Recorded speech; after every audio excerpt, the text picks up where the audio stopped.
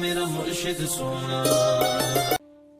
कि अगर इंसान दे हिरदे च प्रेम नहीं है तो फिर इंसान दे सारे कर्म ही व्यर्थ गिने जाते हैं। ये कबीर साहब दस रहे हैं, क्योंकि इस शब्द के अंदर कबीर साहब ने प्रेम की महिमा गाई है और नाल नाल दसिया है कि गुरु दी जीवन दे विच अहमियत की है।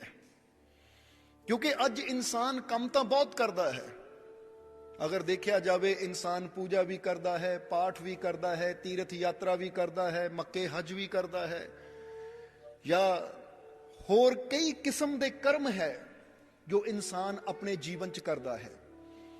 पर इस शब्द के अंदर कबीर साहब ने दसिया है कि अगर तेरे जीवन च प्रेम नहीं है तो तू जिन्ने भी कार्य कर रहा है, जिन्ने भी कर्म कर रहा है, वो तेरे सारे कर्म ही व्यर्थ गिने जाते हैं। और इत्थे ये भी समझना बहुत जरूरी है कि अगर ऐसी उस प्रभु नूं पाना चाहते हाँ, उस परमात्मा तक पहुंचना चाहते हाँ, तो फिर कबीर साहब दसदे है कि बिना प्रेम तो तू प्रभु तक भी पहुंच नहीं सकता। इसलिए आओ कबीर साहब दे इस शब्द की एक एक लाइन नूं समझिए।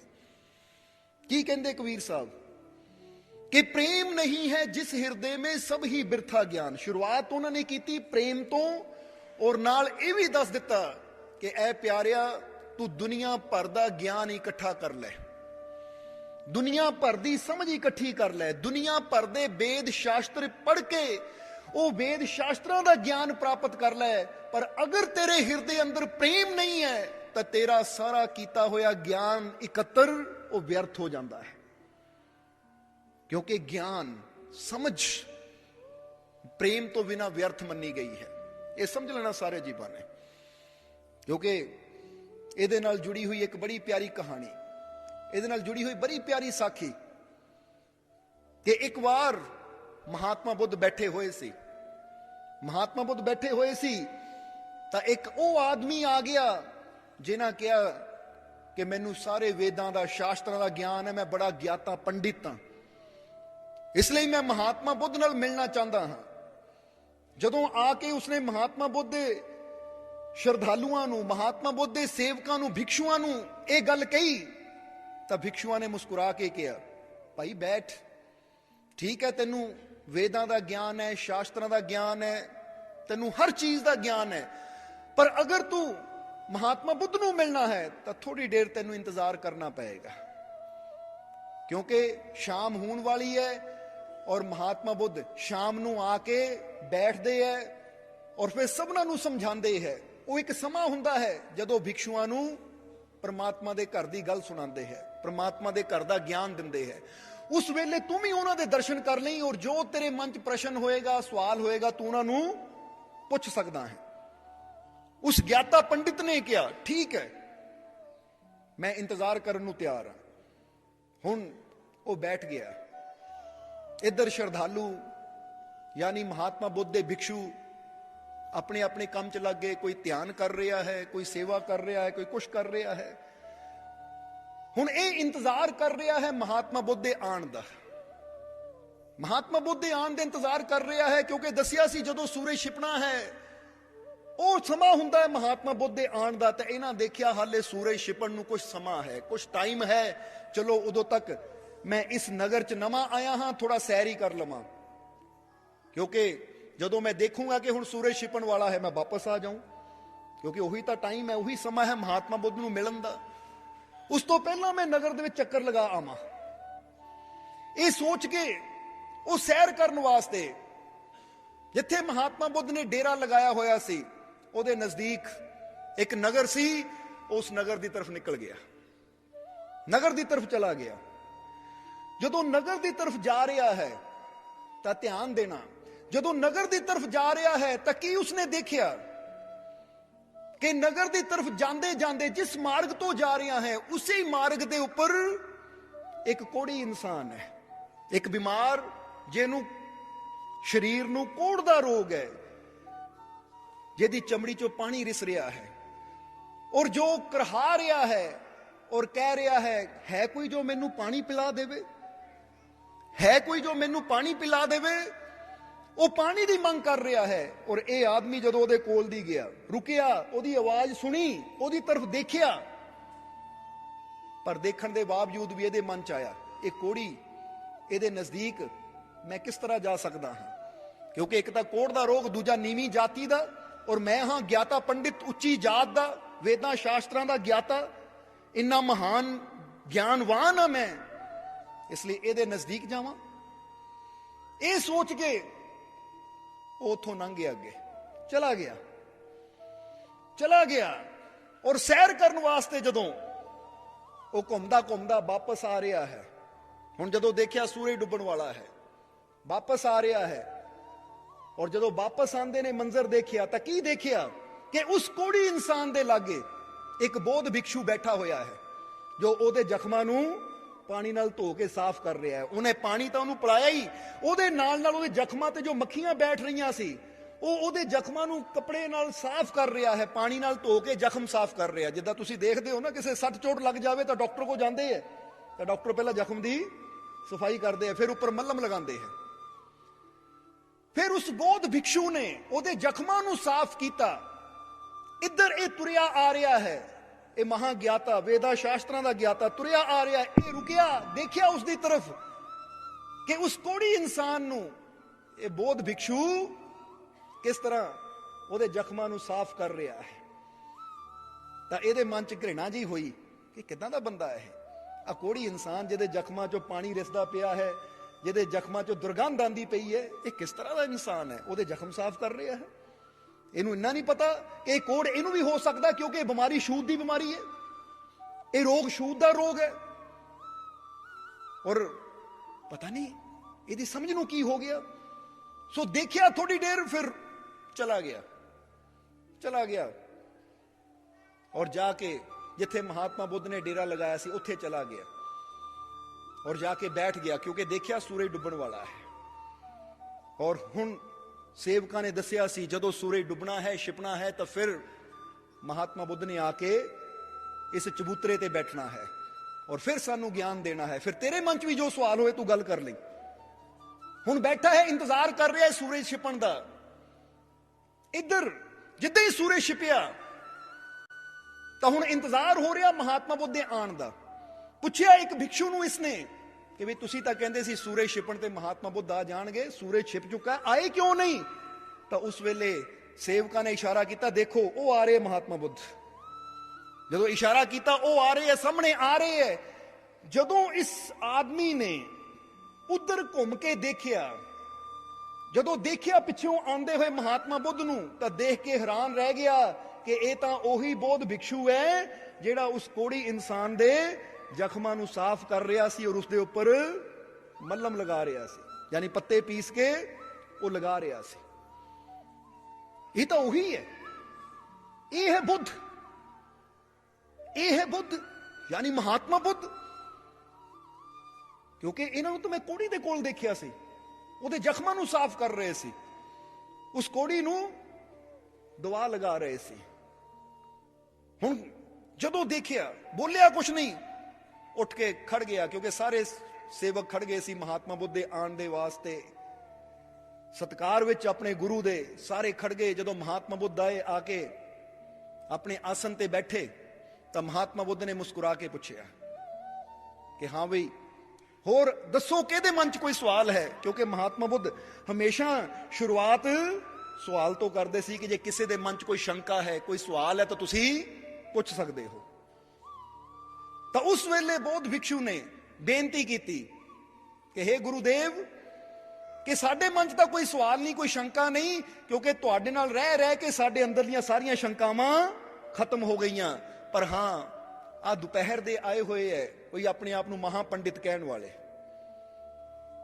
ਇਹ ਤੁਹਾਨੂੰ ਮਿਲਣਾ ਚਾਹੁੰਦੇ, ਦੁਪਹਿਰ ਦਾ ਤੁਹਾਡਾ ਇੰਤਜ਼ਾਰ ਕਰ ਰਹੇ ਸੀ ਔਰ ਇਹ ਤੁਹਾਡੇ ਨਾਲ ਕੋਈ ਸਵਾਲ ਜਵਾਬ ਕਰਨਾ ਚਾਹੁੰਦੇ ਹੈ।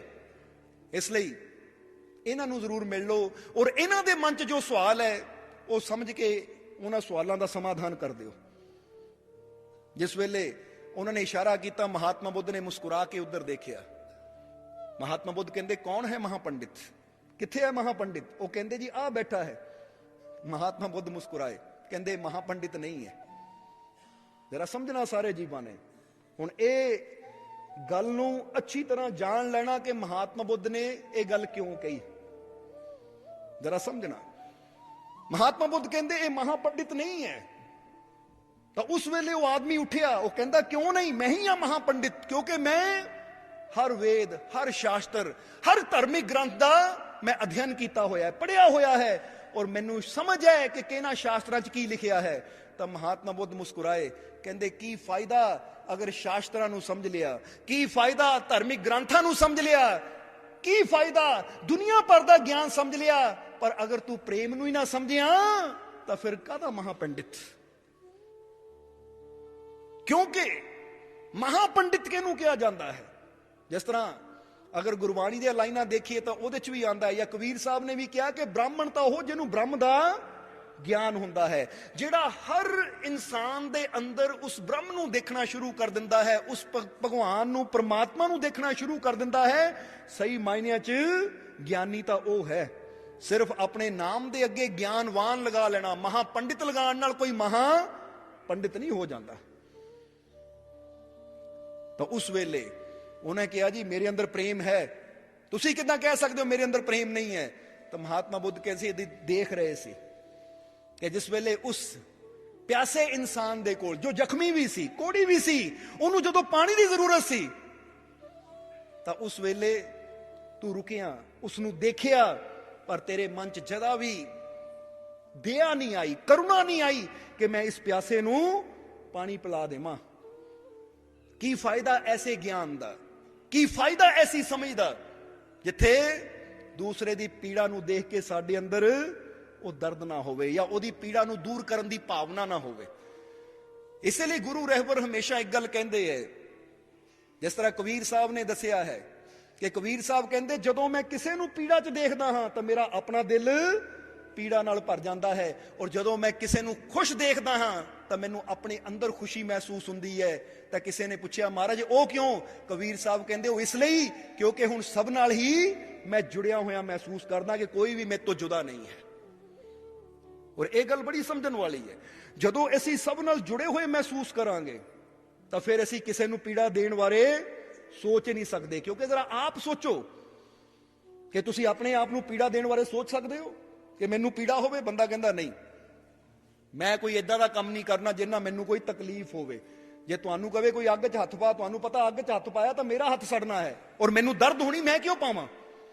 कोई कहे कोठे तो छाल मार, मैं क्यों मारा? मेरी लत्त टुट जाएगी। क्योंकि जिथे समझ है बंदे नू कि मैं कोई इदां दा कर्म नहीं करना जिहदे नाल मैनू तकलीफ होवे, जदों इंसान दे अंदर वो परम प्रेम पैदा हो जाता है तो फिर इंसान इदां महसूस करता है कि हुण कोई भी मेरे तो अलग नहीं है, कोई भी मेरे तो जुदा नहीं है, सारे मेरे नाल जुड़े हुए है। इसलिए जिद्दां मैं कोई इदां दा काम नहीं करना जिन्ना मैनू पीड़ा होवे, हुण मैं कोई ऐसा कर्म भी नहीं कर सकता जिन्ना किसी दूसरे नू भी पीड़ा होवे।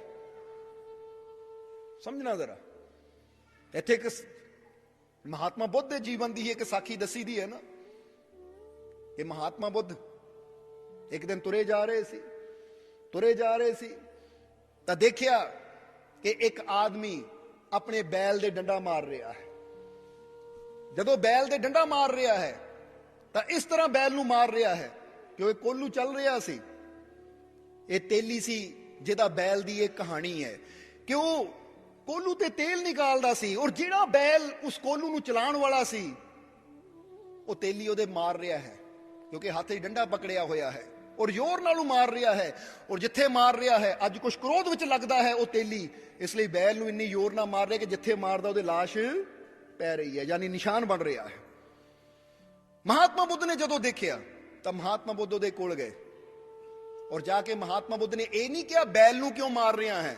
महात्मा बुद्ध कहंदे कि सानू तकलीफ क्यों दे रहा है, सानू पीड़ा क्यों दे रहा है।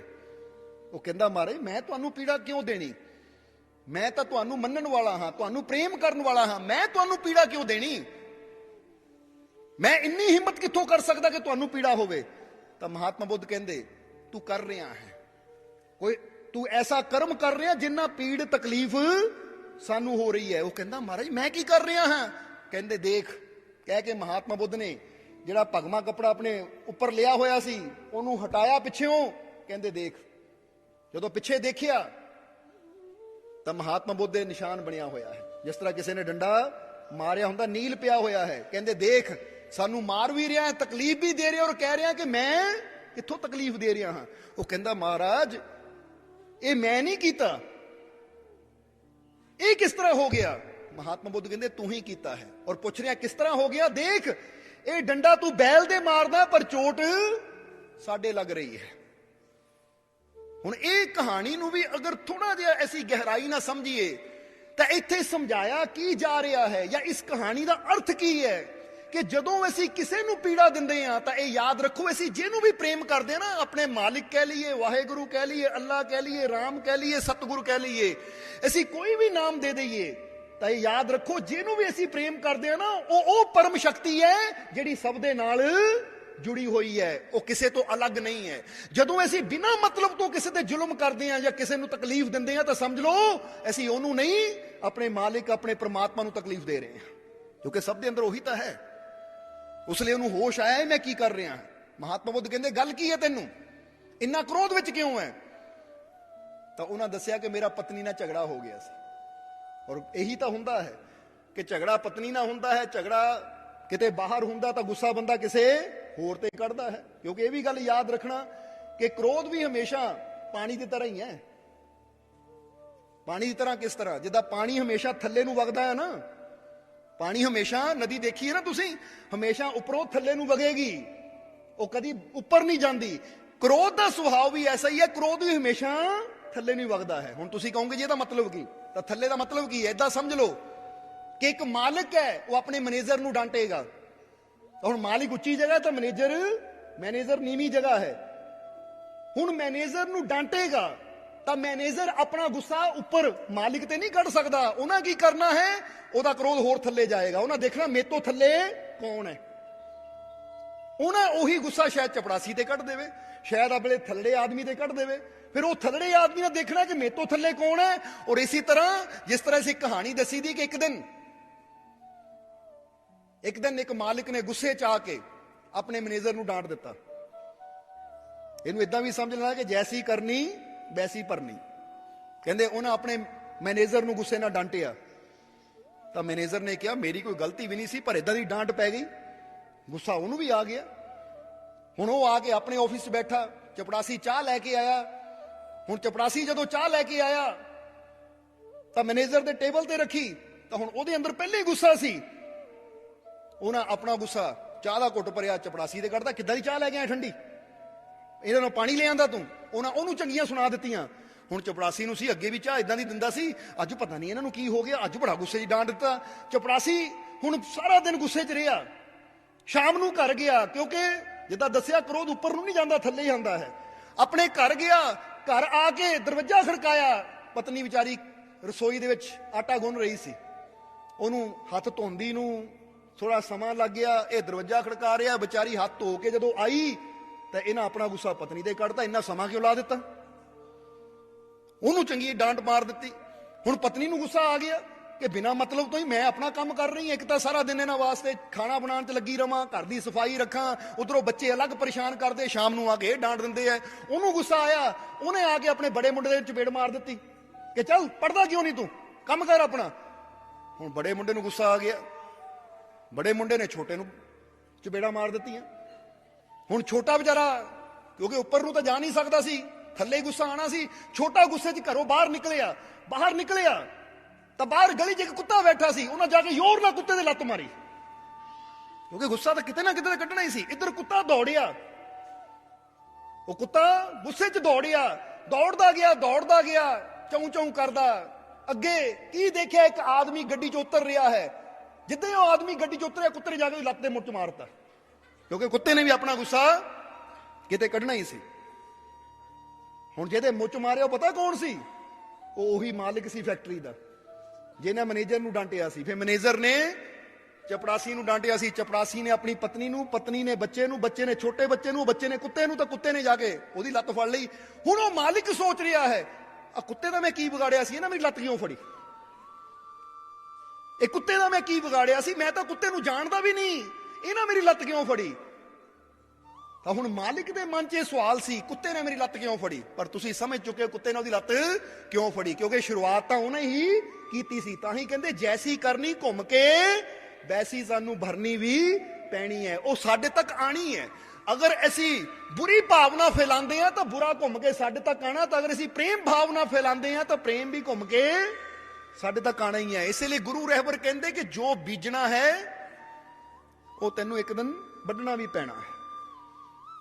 ਇਸ ਲਈ ਅਸੀਂ ਕੀ ਬੀਜ ਰਹੇ ਹਾਂ, ਅਸੀਂ ਕਿੱਦਾਂ ਦੀ ਭਾਵਨਾ ਫੈਲਾ ਰਹੇ ਹਾਂ। ਅਸੀਂ ਪ੍ਰੇਮ ਦੀ ਭਾਵਨਾ ਫੈਲਾ ਰਹੇ ਹਾਂ ਤਾਂ ਘੁੰਮ ਕੇ ਪ੍ਰੇਮ ਸਾਡੇ ਤੱਕ ਵੀ ਜ਼ਰੂਰ ਆਏਗਾ। ਅਗਰ ਅਸੀਂ ਕ੍ਰੋਧ ਦੀ ਭਾਵਨਾ ਫੈਲਾ ਰਹੇ ਹਾਂ ਕਿ ਬਿਨਾਂ ਮਤਲਬ ਤੋਂ ਦੂਜਿਆਂ ਨੂੰ ਤਕਲੀਫ ਦੇ ਰਹੇ ਹਾਂ, ਬਿਨਾਂ ਮਤਲਬ ਤੋਂ ਦੂਜਿਆਂ ਨਾਲ ਝਗੜੇ ਕਰ ਰਹੇ ਹਾਂ, ਬਿਨਾਂ ਮਤਲਬ ਤੋਂ ਦੂਜਿਆਂ ਦੀ ਨਿੰਦਿਆ ਕਰ ਰਹੇ ਹਾਂ, ਤਾਂ ਯਾਦ ਰੱਖੋ ਉਹ ਚੀਜ਼ ਘੁੰਮ ਕੇ ਇੱਕ ਦਿਨ ਸਾਡੇ ਤੱਕ ਆਣੀ। ਫਿਰ ਬੰਦਾ ਕਹਿੰਦਾ ਹੈ ਕਿ ਮੈਂ ਤਾਂ ਕਿਸੇ ਦਾ ਕੀਤਾ ਵੀ ਨਹੀਂ, ਮੇਰੇ ਨਾਲ ਕਿਉਂ ਕੀਤਾ। ਪਰ ਇਹ ਨਹੀਂ ਪਤਾ ਜਦੋਂ ਮਾਲਿਕ ਸੋਚੇ ਮੈਂ ਤਾਂ ਕੁੱਤੇ ਦਾ ਕੁਝ ਵਿਗਾੜਿਆ ਨਹੀਂ ਸੀ, ਕੁੱਤੇ ਨੇ ਆ ਕੇ ਮੇਰੀ ਲੱਤ ਕਿਉਂ ਫੜੀ।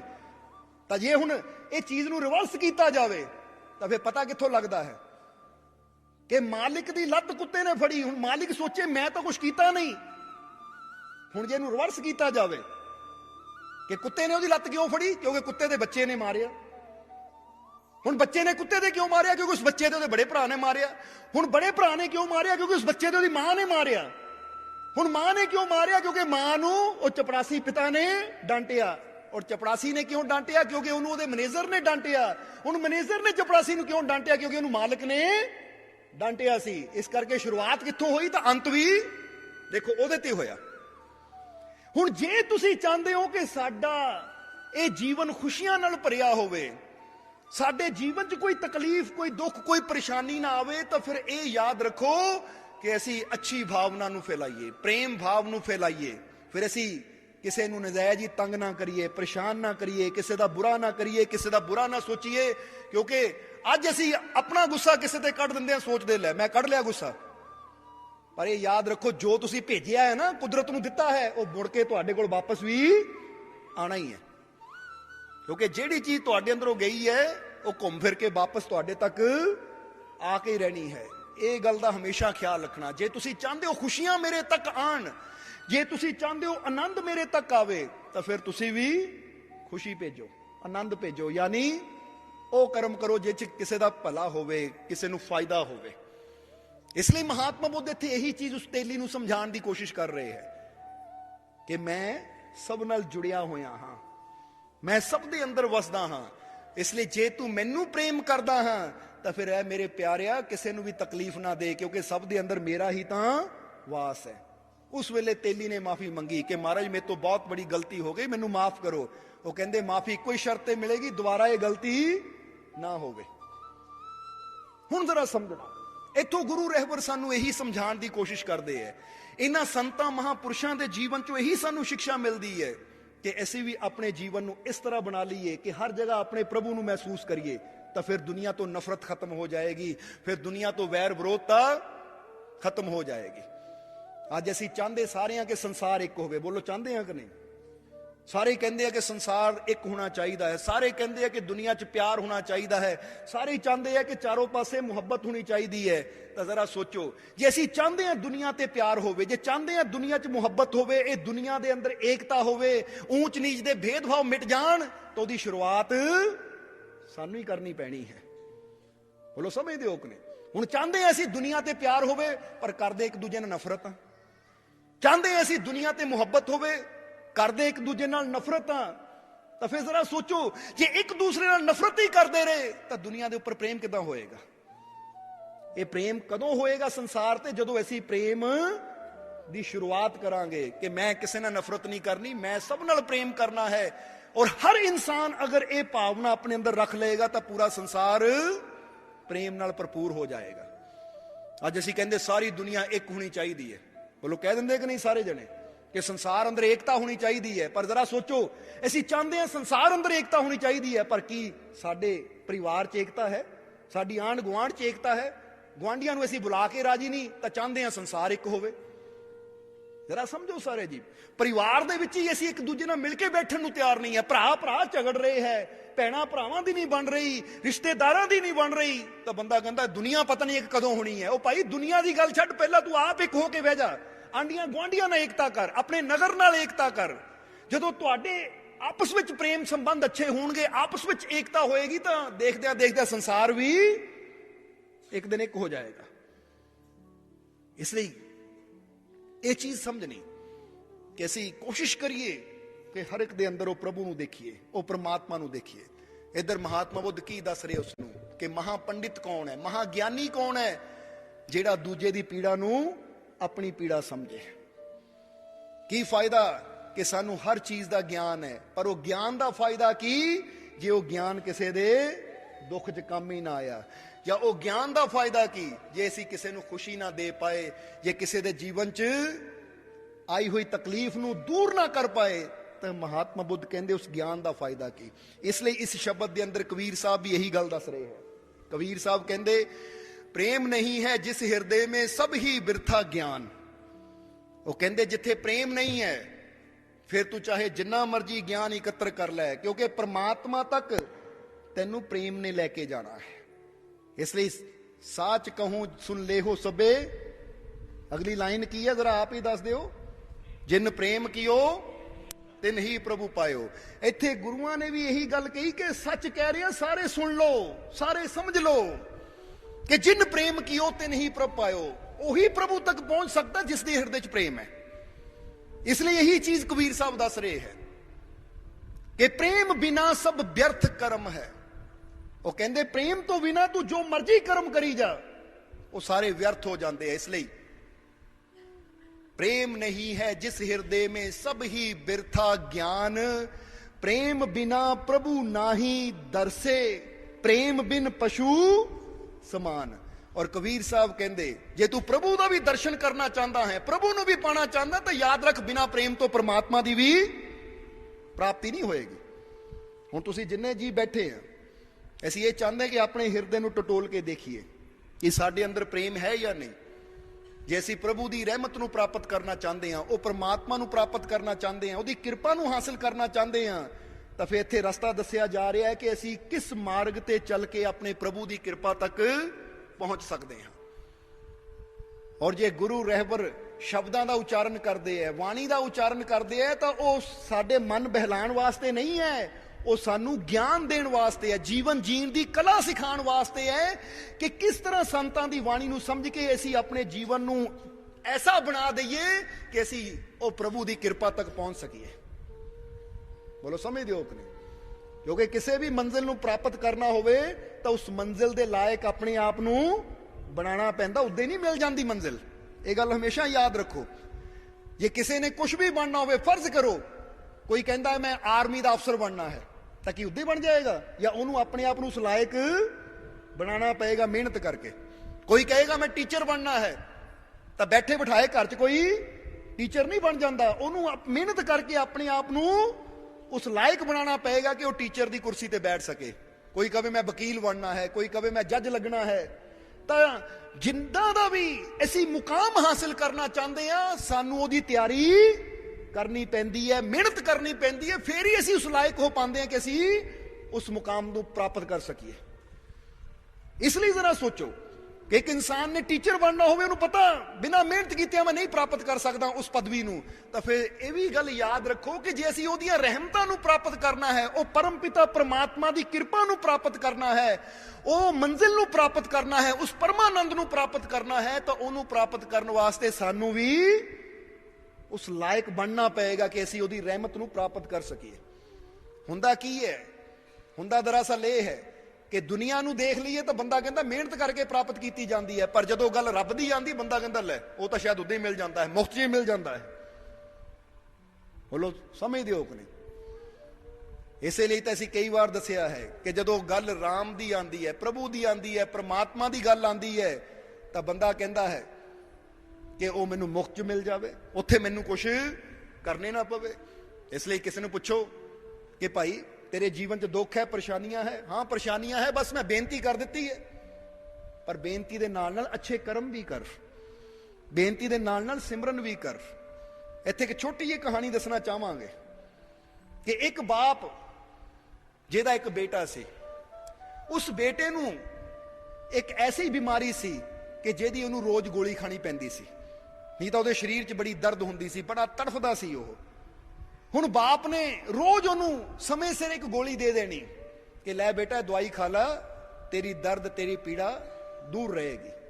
ਹੁਣ ਇੱਕ ਵਾਰ ਕੀ ਹੋਇਆ ਉਸ ਬਾਪ ਨੂੰ ਕੋਈ ਜ਼ਰੂਰੀ ਕੰਮ ਆ ਗਿਆ, ਉਸਨੇ 7 ਦਿਨਾਂ ਵਾਸਤੇ 1 ਹਫ਼ਤੇ ਵਾਸਤੇ ਕਿਤੇ ਦੂਰ ਜਾਣਾ ਸੀ, ਉਸਨੇ ਜਾਣਾ ਸੀ ਕਿਤੇ ਦੂਰ, ਔਰ ਉਹਨੇ ਉਹ ਗੋਲੀਆਂ ਦਾ ਪੱਤਾ ਇੱਕ ਅਲਮਾਰੀ 'ਚ ਰੱਖ ਦਿੱਤਾ ਔਰ ਆਪਣੇ ਬੇਟੇ ਨੂੰ ਦੱਸ ਦਿੱਤਾ ਕਿ ਬੇਟਾ ਆਹ ਦੇਖ, ਆਹ ਦਵਾਈ ਹੈ ਜਿਹੜੀ ਤੂੰ ਰੋਜ਼ ਗੋਲੀ ਖਾਂਦਾ ਹੈ ਨਾ, ਉਹ ਮੈਂ ਇੱਥੇ ਅਲਮਾਰੀ 'ਚ ਰੱਖ ਕੇ ਚੱਲਾ ਆ, ਦੇਖ ਇੱਥੇ ਪਈ ਹੋਈ ਹੈ।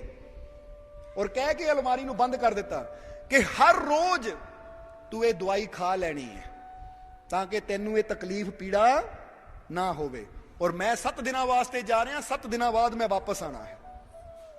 ਹੁਣ ਜ਼ਰਾ ਸਮਝਣਾ। ਕਹਿ ਕੇ ਬਾਪ ਉਹਨੂੰ ਸਮਝਾ ਕੇ ਚਲਾ ਗਿਆ। ਜਦੋਂ ਬਾਪ ਚਲਾ ਗਿਆ, 7 ਦਿਨਾਂ ਬਾਅਦ ਜਦੋਂ ਬਾਪ ਵਾਪਸ ਆਇਆ ਤਾਂ ਆਂਦੇ ਹੀ ਸ਼ਾਮ ਨੂੰ ਜਦੋਂ ਦੇਖਿਆ ਤਾਂ ਬੇਟਾ ਤੜਫ ਰਿਹਾ ਹੈ, ਦਰਦ ਨਾਲ ਬੇਟਾ ਤੜਫ ਰਿਹਾ ਹੈ, ਹਾਏ ਹਾਏ ਕਰ ਰਿਹਾ ਹੈ। ਪਿਤਾ ਦੌੜ ਕੇ ਅੰਦਰ ਆਇਆ, ਜਦੋਂ ਬੱਚੇ ਦੀ ਆਵਾਜ਼ ਸੁਣੀ ਆ ਕੇ ਉਹਦੇ ਕੋਲ ਗਿਆ, ਪੁੱਤਰ ਕੀ ਗੱਲ ਹੋ ਗਈ, ਇਹ ਤਕਲੀਫ ਕਿਉਂ ਹੈ, ਕੀ ਤੂੰ ਦਵਾਈ ਨਹੀਂ ਖਾਧੀ? ਕਹਿੰਦਾ ਪਿਤਾ ਜੀ ਮੈਂ ਤਾਂ ਪਿਛਲੇ 7 ਦਿਨਾਂ ਤੋਂ ਤੜਫ ਰਿਹਾ, ਮੈਂ ਤਾਂ ਪਿਛਲੇ 7 ਦਿਨਾਂ ਤੋਂ ਦਰਦ ਨਾਲ ਤੜਫ ਰਿਹਾ ਹਾਂ। ਉਹ ਬਾਪ ਕਹਿੰਦਾ ਕਿਉਂ ਤੜਫ ਰਿਹਾ ਹੈ, ਜਦ ਮੈਂ ਤੈਨੂੰ ਦੱਸਿਆ ਸੀ ਕਿ ਤੇਰੀ ਦਰਦ ਦੀ ਦਵਾਈ ਇੱਥੇ ਪਈ ਹੋਈ ਹੈ ਤਾਂ ਤੂੰ ਉਹ ਖਾਧੀ ਕਿਉਂ ਨਹੀਂ? ਮੈਂ ਸਪੈਸ਼ਲ ਰੱਖ ਕੇ ਗਿਆ ਸੀ। ਜਦੋਂ ਬਾਪ ਨੇ ਜਾ ਕੇ ਅਲਮਾਰੀ ਖੋਲੀ ਤਾਂ ਦੇਖਿਆ ਉਹ ਦਵਾਈ ਦਾ ਪੱਤਾ ਉਦਾਂ ਹੀ ਪਿਆ, ਇੱਕ ਵੀ ਗੋਲੀ ਬੱਚੇ ਨੇ ਨਹੀਂ ਖਾਧੀ। ਬਾਪ ਫਟਾਫਟ ਪੱਤਾ ਲੈ ਕੇ ਆਇਆ, ਇੱਕ ਗੋਲੀ ਕੱਢੀ, ਬੱਚੇ ਦੇ ਮੂੰਹ 'ਚ ਪਾਈ, ਪਾਣੀ ਦਿੱਤਾ। ਜਦੋਂ ਉਹਨੇ ਖਾਧੀ 10 ਮਿੰਟ ਬਾਅਦ ਦਵਾਈ ਨੇ ਅਸਰ ਕੀਤਾ, ਉਹਦੀ ਦਰਦ ਠੀਕ ਹੋ ਗਈ। ਜਦੋਂ ਦਰਦ ਠੀਕ ਹੋਈ, ਬੱਚਾ ਬੈਠ ਗਿਆ ਤਾਂ ਬਾਪ ਕਹਿੰਦਾ ਤੂੰ ਠੀਕ ਹੈ, ਤੂੰ ਪਾਗਲ ਹੈ? ਮੈਂ ਚੰਗਾ ਭਲਾ ਤੈਨੂੰ ਦੱਸ ਕੇ ਗਿਆ ਸੀ ਕਿ ਤੇਰੇ ਇਹ ਦਰਦ ਦੀ ਦਵਾ ਇੱਥੇ ਪਈ ਹੈ, ਆਹ ਹੈ ਗੋਲੀ ਇਸ ਦਰਦ ਦੀ ਜੋ ਮੈਂ ਤੈਨੂੰ ਰੋਜ਼ ਦਿੰਦਾ ਸੀ, ਤੂੰ ਖਾਧੀ ਕਿਉਂ ਨਹੀਂ? ਤੈਨੂੰ ਮੈਂ ਦੱਸ ਕੇ ਵੀ ਗਿਆ ਸੀ ਕਿ ਮੈਂ ਇਸ ਅਲਮਾਰੀ 'ਚ ਰੱਖ ਕੇ ਜਾ ਰਿਹਾ ਹਾਂ, ਮੇਰੇ ਜਾਣ ਤੋਂ ਬਾਅਦ ਖਾ ਲਈ। ਉਹਨਾਂ ਕਿਹਾ ਪਿਤਾ ਜੀ ਕੀ ਕਰਾਂ, ਗੋਲੀ ਵੱਲ ਮੇਰਾ ਧਿਆਨ ਹੀ ਨਹੀਂ ਗਿਆ। ਜਰਾ ਧਿਆਨ ਦੇਣਾ ਸਾਰੇ ਜੀ, ਗੋਲੀ ਖਾਣ ਵੱਲ ਮੇਰਾ ਧਿਆਨ ਹੀ ਨਹੀਂ ਗਿਆ। ਬਸ ਮੈਂ ਸੱਜਣਾ ਮਿੱਤਰਾਂ 'ਚ ਹੀ, ਆਪਣੇ ਦੋਸਤਾਂ 'ਚ ਹੀ ਖੇਲਣ ਲੱਗਾ ਰਿਹਾ। ਜਦੋਂ ਦਰਦ ਹੋਈ ਤਾਂ ਮੇਰਾ ਉਧਰ ਧਿਆਨ ਹੀ ਨਹੀਂ ਗਿਆ। ਤਾਂ ਹੁਣ ਜ਼ਰਾ ਸਮਝਣਾ ਸਾਰੇ ਜੀਵ, ਜਦੋਂ ਉਹਨਾਂ ਇੰਨੀ ਗੱਲ ਕਹੀ ਤਾਂ ਬਾਪ ਨੇ ਕਿਹਾ ਬੇਟਾ ਇਹ ਕਿਦਾਂ ਦੀ ਮੂਰਖਤਾ, ਜਦ ਤੈਨੂੰ ਪਤਾ ਸੀ ਇਹ ਦਰਦ ਦੀ ਦੁਆ ਇਹੀ ਹੈ, ਇਹਨੂੰ ਖਾ ਕੇ ਹੀ ਤੇਰਾ ਦਰਦ ਦੂਰ ਹੋਣਾ ਹੈ, ਤਾਂ ਫਿਰ ਇਹਦਾ ਮਤਲਬ ਕੀ ਸੀ ਕਿ ਧਿਆਨ ਨਹੀਂ ਗਿਆ। ਹੁਣ ਅਸੀਂ ਕਹਾਂਗੇ ਇਹ ਕਿਦਾਂ ਦਾ ਲੜਕਾ ਸੀ, ਮੂਰਖ ਸੀ, ਇਹਨੂੰ ਅਕਲ ਨਹੀਂ ਸੀ, ਸਮਝ ਨਹੀਂ ਸੀ, ਦਰਦ ਨਾਲ ਤੜਫ ਵੀ ਰਿਹਾ ਹੈ। ਔਰ ਬਾਪ ਨੇ ਦੱਸਿਆ ਵੀ ਹੈ ਕਿ ਦਵਾਈ ਇੱਥੇ ਪਈ ਹੋਈ ਹੈ ਔਰ ਇਹੀ ਤੇਰੇ ਦੁੱਖਾਂ ਦੀ ਦੁਆ ਹੈ, ਪਰ ਫਿਰ ਵੀ ਬੱਚਾ ਕਹਿੰਦਾ ਮੇਰਾ ਉਧਰ ਧਿਆਨ ਹੀ ਨਹੀਂ ਗਿਆ। ਕਿੱਦਾਂ ਦਾ ਮੂਰਖ ਬੱਚਾ ਹੈ। ਹੁਣ ਅਸੀਂ ਉਸ ਆਦਮੀ ਨੂੰ ਕਹਿੰਦੇ ਆ ਮੂਰਖ, ਕਿੱਦਾਂ ਦਾ ਮੂਰਖ ਹੈ। ਬਾਪ ਨੇ ਦੱਸਿਆ ਵੀ ਤੇਰੇ ਦਰਦ ਦੀ ਦੁਆ ਇਹ ਹੈ, ਪਰ ਫਿਰ ਵੀ ਇਹਨਾਂ ਦਵਾਈ ਖਾਧੀ ਨਹੀਂ, ਉਧਰ ਧਿਆਨ ਨਹੀਂ ਦਿੱਤਾ, 7 ਦਿਨ ਦਰਦ ਵਿੱਚ ਤੜਫਦਾ ਰਿਹਾ। ਕਿੱਦਾਂ ਦਾ ਪਾਗਲ ਹੈ। ਹੁਣ ਅਸੀਂ ਉਹਨੂੰ ਕਹਿ ਸਕਦੇ ਪਾਗਲ, ਤਾਂ ਜ਼ਰਾ ਆਪਣੇ ਵੱਲ ਧਿਆਨ ਲਿਆਈਏ ਕਿ ਅੱਜ ਇਨਸਾਨ ਵੀ ਕਿਤੇ ਨਾ ਕਿਤੇ ਉਹ ਪਾਗਲਪਨ ਕਰ ਰਿਹਾ ਹੈ, ਕਿਉਂਕਿ ਇਨਸਾਨ ਵੀ ਜੀਵਨ 'ਚ ਬੜਾ ਦੁਖੀ ਹੈ, ਇਨਸਾਨ ਵੀ ਜੀਵਨ 'ਚ ਬੜੀਆਂ ਤਕਲੀਫਾਂ ਨਾਲ ਭਰਿਆ ਹੋਇਆ ਹੈ। ਪਰ ਯਾਦ ਰੱਖੋ ਸਾਡੇ ਗੁਰੂ ਰਹਿਬਰ ਪੀਰ ਫਕੀਰ ਔਲੀਆ ਅਵਤਾਰ ਸਾਨੂੰ ਦੱਸ ਗਏ ਹੈ ਕਿ ਤੇਰੇ ਦੁੱਖਾਂ ਦੀ ਦੁਆ ਕੀ ਹੈ, ਤੇਰੀ ਪਰੇਸ਼ਾਨੀਆਂ ਦਾ ਹੱਲ ਕੀ ਹੈ। ਪਰ ਅੱਜ ਇਨਸਾਨ ਹੈ ਕਿ ਇਨਸਾਨ ਕਹਿੰਦਾ ਕਿ ਉਹ ਦੁਆ ਖਾਣ ਦਾ ਮੇਰੇ ਕੋ ਟਾਈਮ ਹੀ ਨਹੀਂ ਹੈ, ਕਿਉਂਕਿ ਉਧਰ ਮੇਰਾ ਧਿਆਨ ਹੀ ਨਹੀਂ ਜਾਂਦਾ। ਦਿਨ ਰਾਤ ਤੜਫਣਾ ਮਨਜ਼ੂਰ ਹੈ, ਦਿਨ ਰਾਤ ਪੀੜ ਚੱਲਣੀ ਮਨਜ਼ੂਰ ਹੈ, ਦਿਨ ਰਾਤ ਹਾਏ ਹਾਏ ਕਰਨਾ ਮਨਜ਼ੂਰ ਹੈ, ਪਰ ਉਹ ਦੁਆ ਜਿਹੜੀ ਸਾਰੇ ਦੁੱਖਾਂ ਦੀ ਦਾਰੂ ਹੈ, ਉਹ ਦੁਆ ਨੂੰ ਖਾਣ ਵੱਲ ਸਾਡਾ ਧਿਆਨ ਹੀ ਨਹੀਂ ਹੈ, ਸਾਡਾ ਟਾਈਮ ਹੀ ਨਹੀਂ ਹੈ ਕਿ ਅਸੀਂ ਉਹ ਦੁਆ ਖਾ ਸਕੀਏ। ਹੁਣ ਉਹ ਕਿਹੜੀ ਦੁਆ ਹੈ ਜੋ ਸਾਨੂੰ ਗੁਰੂਆਂ ਰਹਿਬਰਾਂ ਨੇ ਦੱਸੀ ਹੈ? ਜਿੱਦਾਂ ਬਾਪ ਦੱਸ ਗਿਆ ਸੀ ਉਸ ਬੱਚੇ ਨੂੰ ਕਿ ਆਹ ਹੈ ਤੇਰੀ ਦਵਾਈ, ਇੱਥੇ ਰੱਖੀ ਹੋਈ ਹੈ, ਬੇਟਾ ਲੈ ਲਈ, ਜਦੋਂ ਦਰਦ ਹੋਵੇ ਖਾ ਲਈ। ਔਰ ਜੇ ਤੂੰ ਦਰਦ ਹੋਣ ਤੋਂ ਪਹਿਲਾਂ ਹੀ ਰੋਜ਼ ਟਾਈਮ ਨਾਲ ਖਾਂਦਾ ਰਹੇਗਾ ਤਾਂ ਦਰਦ ਤੇਰੇ ਕਦੀ ਹੋਏਗੀ ਨਹੀਂ। ਪਰ ਜੇ ਖਾਣੀ ਭੁੱਲ ਜਾਵੇਂ ਤਾਂ ਜਦੋਂ ਦਰਦ ਹੋਵੇ ਯਾਦ ਨਾ ਖਾ ਲਈ ਤਾਂ ਦਰਦ ਦੂਰ ਹੋ ਜਾਏਗੀ। ਪਰ ਬੱਚਾ ਦੇਖੋ ਖੇਲਣ 'ਚ ਲੱਗਾ ਰਿਹਾ, ਦਰਦ ਨਾਲ ਤੜਫਦਾ ਰਿਹਾ, ਪਰ ਕਹਿੰਦਾ ਦਵਾਈ ਖਾਣ ਵੱਲ ਧਿਆਨ ਹੀ ਨਹੀਂ ਗਿਆ, ਉਧਰ ਟਾਈਮ ਹੀ ਨਹੀਂ ਲੱਗਾ। ਫਿਰ ਮੂਰਖ ਨਹੀਂ ਤਾਂ ਹੋਰ ਕੀ ਹੈ। ਇਸ ਲਈ ਆਓ ਅਸੀਂ ਉਹ ਬੱਚੇ ਵਾਲੀ ਮੂਰਖਤਾ ਨਾ ਕਰੀਏ, ਅਸੀਂ ਆਪਣੇ ਜੀਵਨ 'ਚ ਉਹ ਸਮਝ ਲਿਆਈਏ, ਕਿਉਂਕਿ ਸਾਨੂੰ ਵੀ ਸਾਡੇ ਗੁਰੂਆਂ ਰਹਿਬਰਾਂ ਨੇ ਇੱਕ ਦਵਾਈ ਦੱਸੀ ਹੋਈ ਹੈ ਜੋ ਸਾਰੇ ਦਰਦਾਂ ਦੀ ਔਸ਼ਧੀ ਹੈ, ਜਿਹਦੇ ਨਾਲ ਸਾਡੇ ਜੀਵਨ ਦੀਆਂ ਸਾਰੀਆਂ ਦਰਦਾਂ ਦੂਰ ਹੋ ਸਕਦੀਆਂ ਹੈ। ਉਹ ਕਿਹੜੀ ਦਵਾਈ ਹੈ? ਇਹਨੂੰ ਕਬੀਰ ਸਾਹਿਬ ਵੀ ਕਹਿੰਦੇ ਹੈ ਕਿ ਰਾਮ ਨਾਮ ਹੈ ਔਸ਼ਧੀ, ਸਤਗੁਰ ਸੰਤ ਹਕੀਮ। ਕਬੀਰ ਸਾਹਿਬ ਕਹਿੰਦੇ ਪ੍ਰਮਾਤਮਾ ਦਾ ਨਾਮ, ਜਾਂ ਦੂਜੇ ਲਫ਼ਜ਼ਾਂ 'ਚ ਗੁਰੂਆਂ ਨੇ ਵੀ ਇਹ ਫਰਮਾਇਆ ਹੈ ਕਿ ਨਾਮ ਜਪਤ ਦੁੱਖ ਜਾਏ ਹਰ ਕਾ, ਨਾਮ ਜਪਤ ਦੁੱਖ ਜਾਏ। ਜਾਂ ਦੂਜੇ ਲਫ਼ਜ਼ਾਂ 'ਚ ਕਿਹਾ ਹੈ ਕਿ ਸਭ ਦੁੱਖੋਂ ਕਾ ਔਸ਼ਧ ਨਾਮ। ਜਰਾ ਦੇਖੋ, ਦੁੱਖਾਂ ਦੀ ਦਵਾਈ ਦੱਸ ਦਿੱਤੀ ਕਿ ਔਸ਼ਧੀ ਹੈ ਸਾਰੇ ਦੁੱਖਾਂ ਦੀ, ਉਹ ਪ੍ਰਮਾਤਮਾ ਦੀ ਬੰਦਗੀ, ਉਹ ਪ੍ਰਮਾਤਮਾ ਦਾ ਸਿਮਰਨ, ਉਹ ਪ੍ਰਮਾਤਮਾ ਦੀ ਭਗਤੀ, ਇਹ ਸਾਰੇ ਦੁੱਖਾਂ ਦੀ ਦੁਆ ਹੈ। ਇਸ ਲਈ ਕਬੀਰ ਸਾਹਿਬ ਵੀ ਕਹਿੰਦੇ ਹੈ ਕਿ ਰਾਮ ਨਾਮ ਔਸ਼ਧੀ ਹੈ ਤਾਂ ਸਤਿਗੁਰ ਸੰਤ ਹਕੀਮ। ਤਾਂ ਸੰਤ ਉਹ ਹਕੀਮ ਹੈ, ਸੰਤ ਉਹ ਵੈਦ ਹੈ ਜਿੱਥੋਂ ਸਾਨੂੰ ਇਹ ਔਸ਼ਧੀ ਮਿਲਣੀ ਹੈ। ਜਿੱਦਾਂ ਬਾਪ ਨੇ ਦੱਸਿਆ ਇੱਥੇ ਦਵਾਈ ਪਈ ਹੈ, ਬੇਟਾ ਜਦੋਂ ਵਕਤ ਆਵੇ ਖਾ ਲਈ।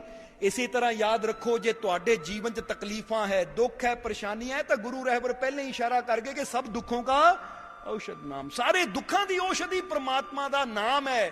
ਤਾਂ ਹੁਣ ਅੱਜ ਬੰਦੇ ਨੂੰ ਕਹੋ ਭਾਈ ਸਿਮਰਨ ਕਰਦਾ, ਮੇਰੇ ਕੋਲ ਟਾਈਮ ਹੀ ਨਹੀਂ ਲੱਗਦਾ, ਉਧਰ ਧਿਆਨ ਹੀ ਨਹੀਂ ਜਾਂਦਾ। ਹੁਣ ਕਿਹੜਾ ਬੰਦਾ ਇਦਾਂ ਦਾ ਇੱਥੇ ਹੈ ਜਿਹੜਾ ਕਹਿ ਸਕੇ ਮੈਨੂੰ ਸਿਮਰਨ ਵੱਲ ਧਿਆਨ ਹੁੰਦਾ ਹੈ? ਨਹੀਂ, ਬਸ ਮੇਰਾ ਧਿਆਨ ਤਾਂ ਦੁਨੀਆ ਵੱਲ ਲੱਗਾ ਹੋਇਆ ਹੈ, ਖਾਣ ਵੱਲ ਧਿਆਨ ਹੈ, ਪਾਣ ਵੱਲ ਧਿਆਨ ਹੈ, ਹੋਰ ਸਾਰੇ ਕੰਮਾਂ ਵੱਲ ਧਿਆਨ ਹੈ। ਇੱਥੇ ਕਿ ਹੁਣ ਐਡ ਆ ਜਾਵੇ ਨਾ ਟੀਵੀ ਦੇ ਉੱਪਰ ਕਿ 5 ਦਿਨਾਂ ਬਾਅਦ ਆ ਸੁਪਰ ਹਿੱਟ ਫਿਲਮ ਦਿਖਾਈ ਜਾਣੀ, ਉਹਦਾ ਧਿਆਨ ਹੁੰਦਾ ਹੈ। 5ਵੇਂ ਦਿਨ ਅਸੀਂ ਟਾਈਮ ਲਾ ਕੇ ਰੱਖਦੇ ਹਾਂ ਕਿ ਭਾਈ ਇਹ ਲੰਘ ਨਾ ਜਾਵੇ। ਹਰ ਚੀਜ਼ ਦਾ ਧਿਆਨ ਹੈ, ਪਰ ਪਰਮਾਤਮਾ ਦੇ ਸਿਮਰਨ ਵੱਲ, ਜੋ ਸਾਡੇ ਦੁੱਖਾਂ ਦੀ ਦੁਆ ਹੈ, ਉਹਦੇ ਵੱਲ ਸਾਡਾ ਕੋਈ ਧਿਆਨ ਹੀ ਨਹੀਂ ਹੈ। ਇਹੀ ਸਾਡੇ ਦੁੱਖਾਂ ਦਾ ਕਾਰਨ ਹੈ।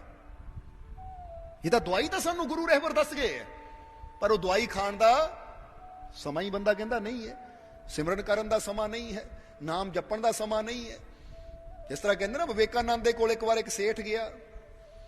ਸੇਠ ਨੇ ਕਿਹਾ ਜੀ ਮੈਂ ਬੜਾ ਪਰੇਸ਼ਾਨ ਹੈ, ਬੜੀ ਚਿੰਤਾ ਘੇਰੀ ਰੱਖਦੀ ਹੈ। ਤਾਂ ਵਿਵੇਕਾਨੰਦ ਜੀ ਕਹਿੰਦੇ ਧਿਆਨ ਕਰਿਆ ਕਰ, ਸਿਮਰਨ ਕਰਿਆ ਕਰ।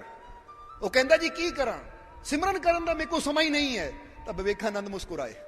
ਵਿਵੇਕਾਨੰਦ ਕਹਿੰਦੇ ਦੁਨੀਆ ਤੇ ਮੈਂ ਇੱਕ ਵੀ ਇਨਸਾਨ ਐਸਾ ਨਹੀਂ ਦੇਖਿਆ ਜਿਹਨੂੰ 24 ਘੰਟੇ ਤੋਂ ਘੱਟ ਸਮਾਂ ਮਿਲਿਆ ਹੋਵੇ, ਔਰ ਤੂੰ ਕਹਿੰਦਾ ਮੇਰੇ ਕੋਲ ਸਮਾਂ ਨਹੀਂ ਹੈ। ਕੀ ਤੈਨੂੰ 22 ਘੰਟੇ ਮਿਲੇ? ਕੀ ਤੈਨੂੰ 20 ਘੰਟੇ ਮਿਲੇ?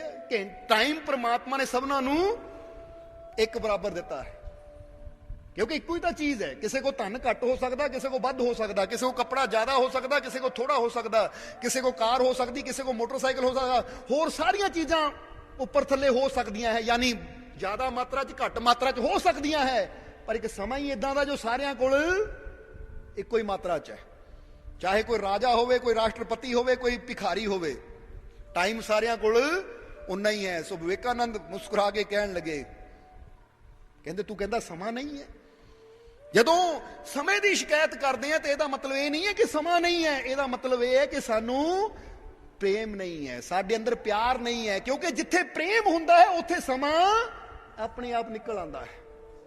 ਇਹ ਤਾਂ ਕਦੀ ਤੁਸੀਂ ਦੇਖ ਲਓ, ਆਪਣੇ ਆਪ ਨੂੰ ਅਜਮਾ ਕੇ ਦੇਖ ਲਓ ਨਾ, ਜੋ ਕਵਾਂਗੇ ਦਿਲੋਂ ਆਪਣੇ ਨੂੰ ਪੁੱਛ ਕੇ ਦੇਖ ਲਿਓ ਕਿ ਜਿਹਦੇ ਨਾਲ ਤੁਹਾਨੂੰ ਪ੍ਰੇਮ ਨਹੀਂ ਹੈ ਉਹਦਾ ਫੋਨ ਆ ਜਾਵੇ ਜਾਂ ਉਹ ਤੁਹਾਡੇ ਕੋਲ ਆ ਕੇ ਬਹਿ ਜਾਵੇ, ਤੁਹਾਡਾ ਮਨ ਕਾਲਾ ਪੈ ਜਾਂਦਾ, ਯਾਰ ਬੰਦ ਕਰੇ ਫੋਨ, ਕਿੰਨੀਆਂ ਗੱਲਾਂ ਕਰੀ ਜਾਂਦਾ, ਕੱਟਦਾ ਹੀ ਨਹੀਂ, ਉੱਠ ਕੇ ਜਾਂਦਾ ਹੀ ਨਹੀਂ ਇਹ।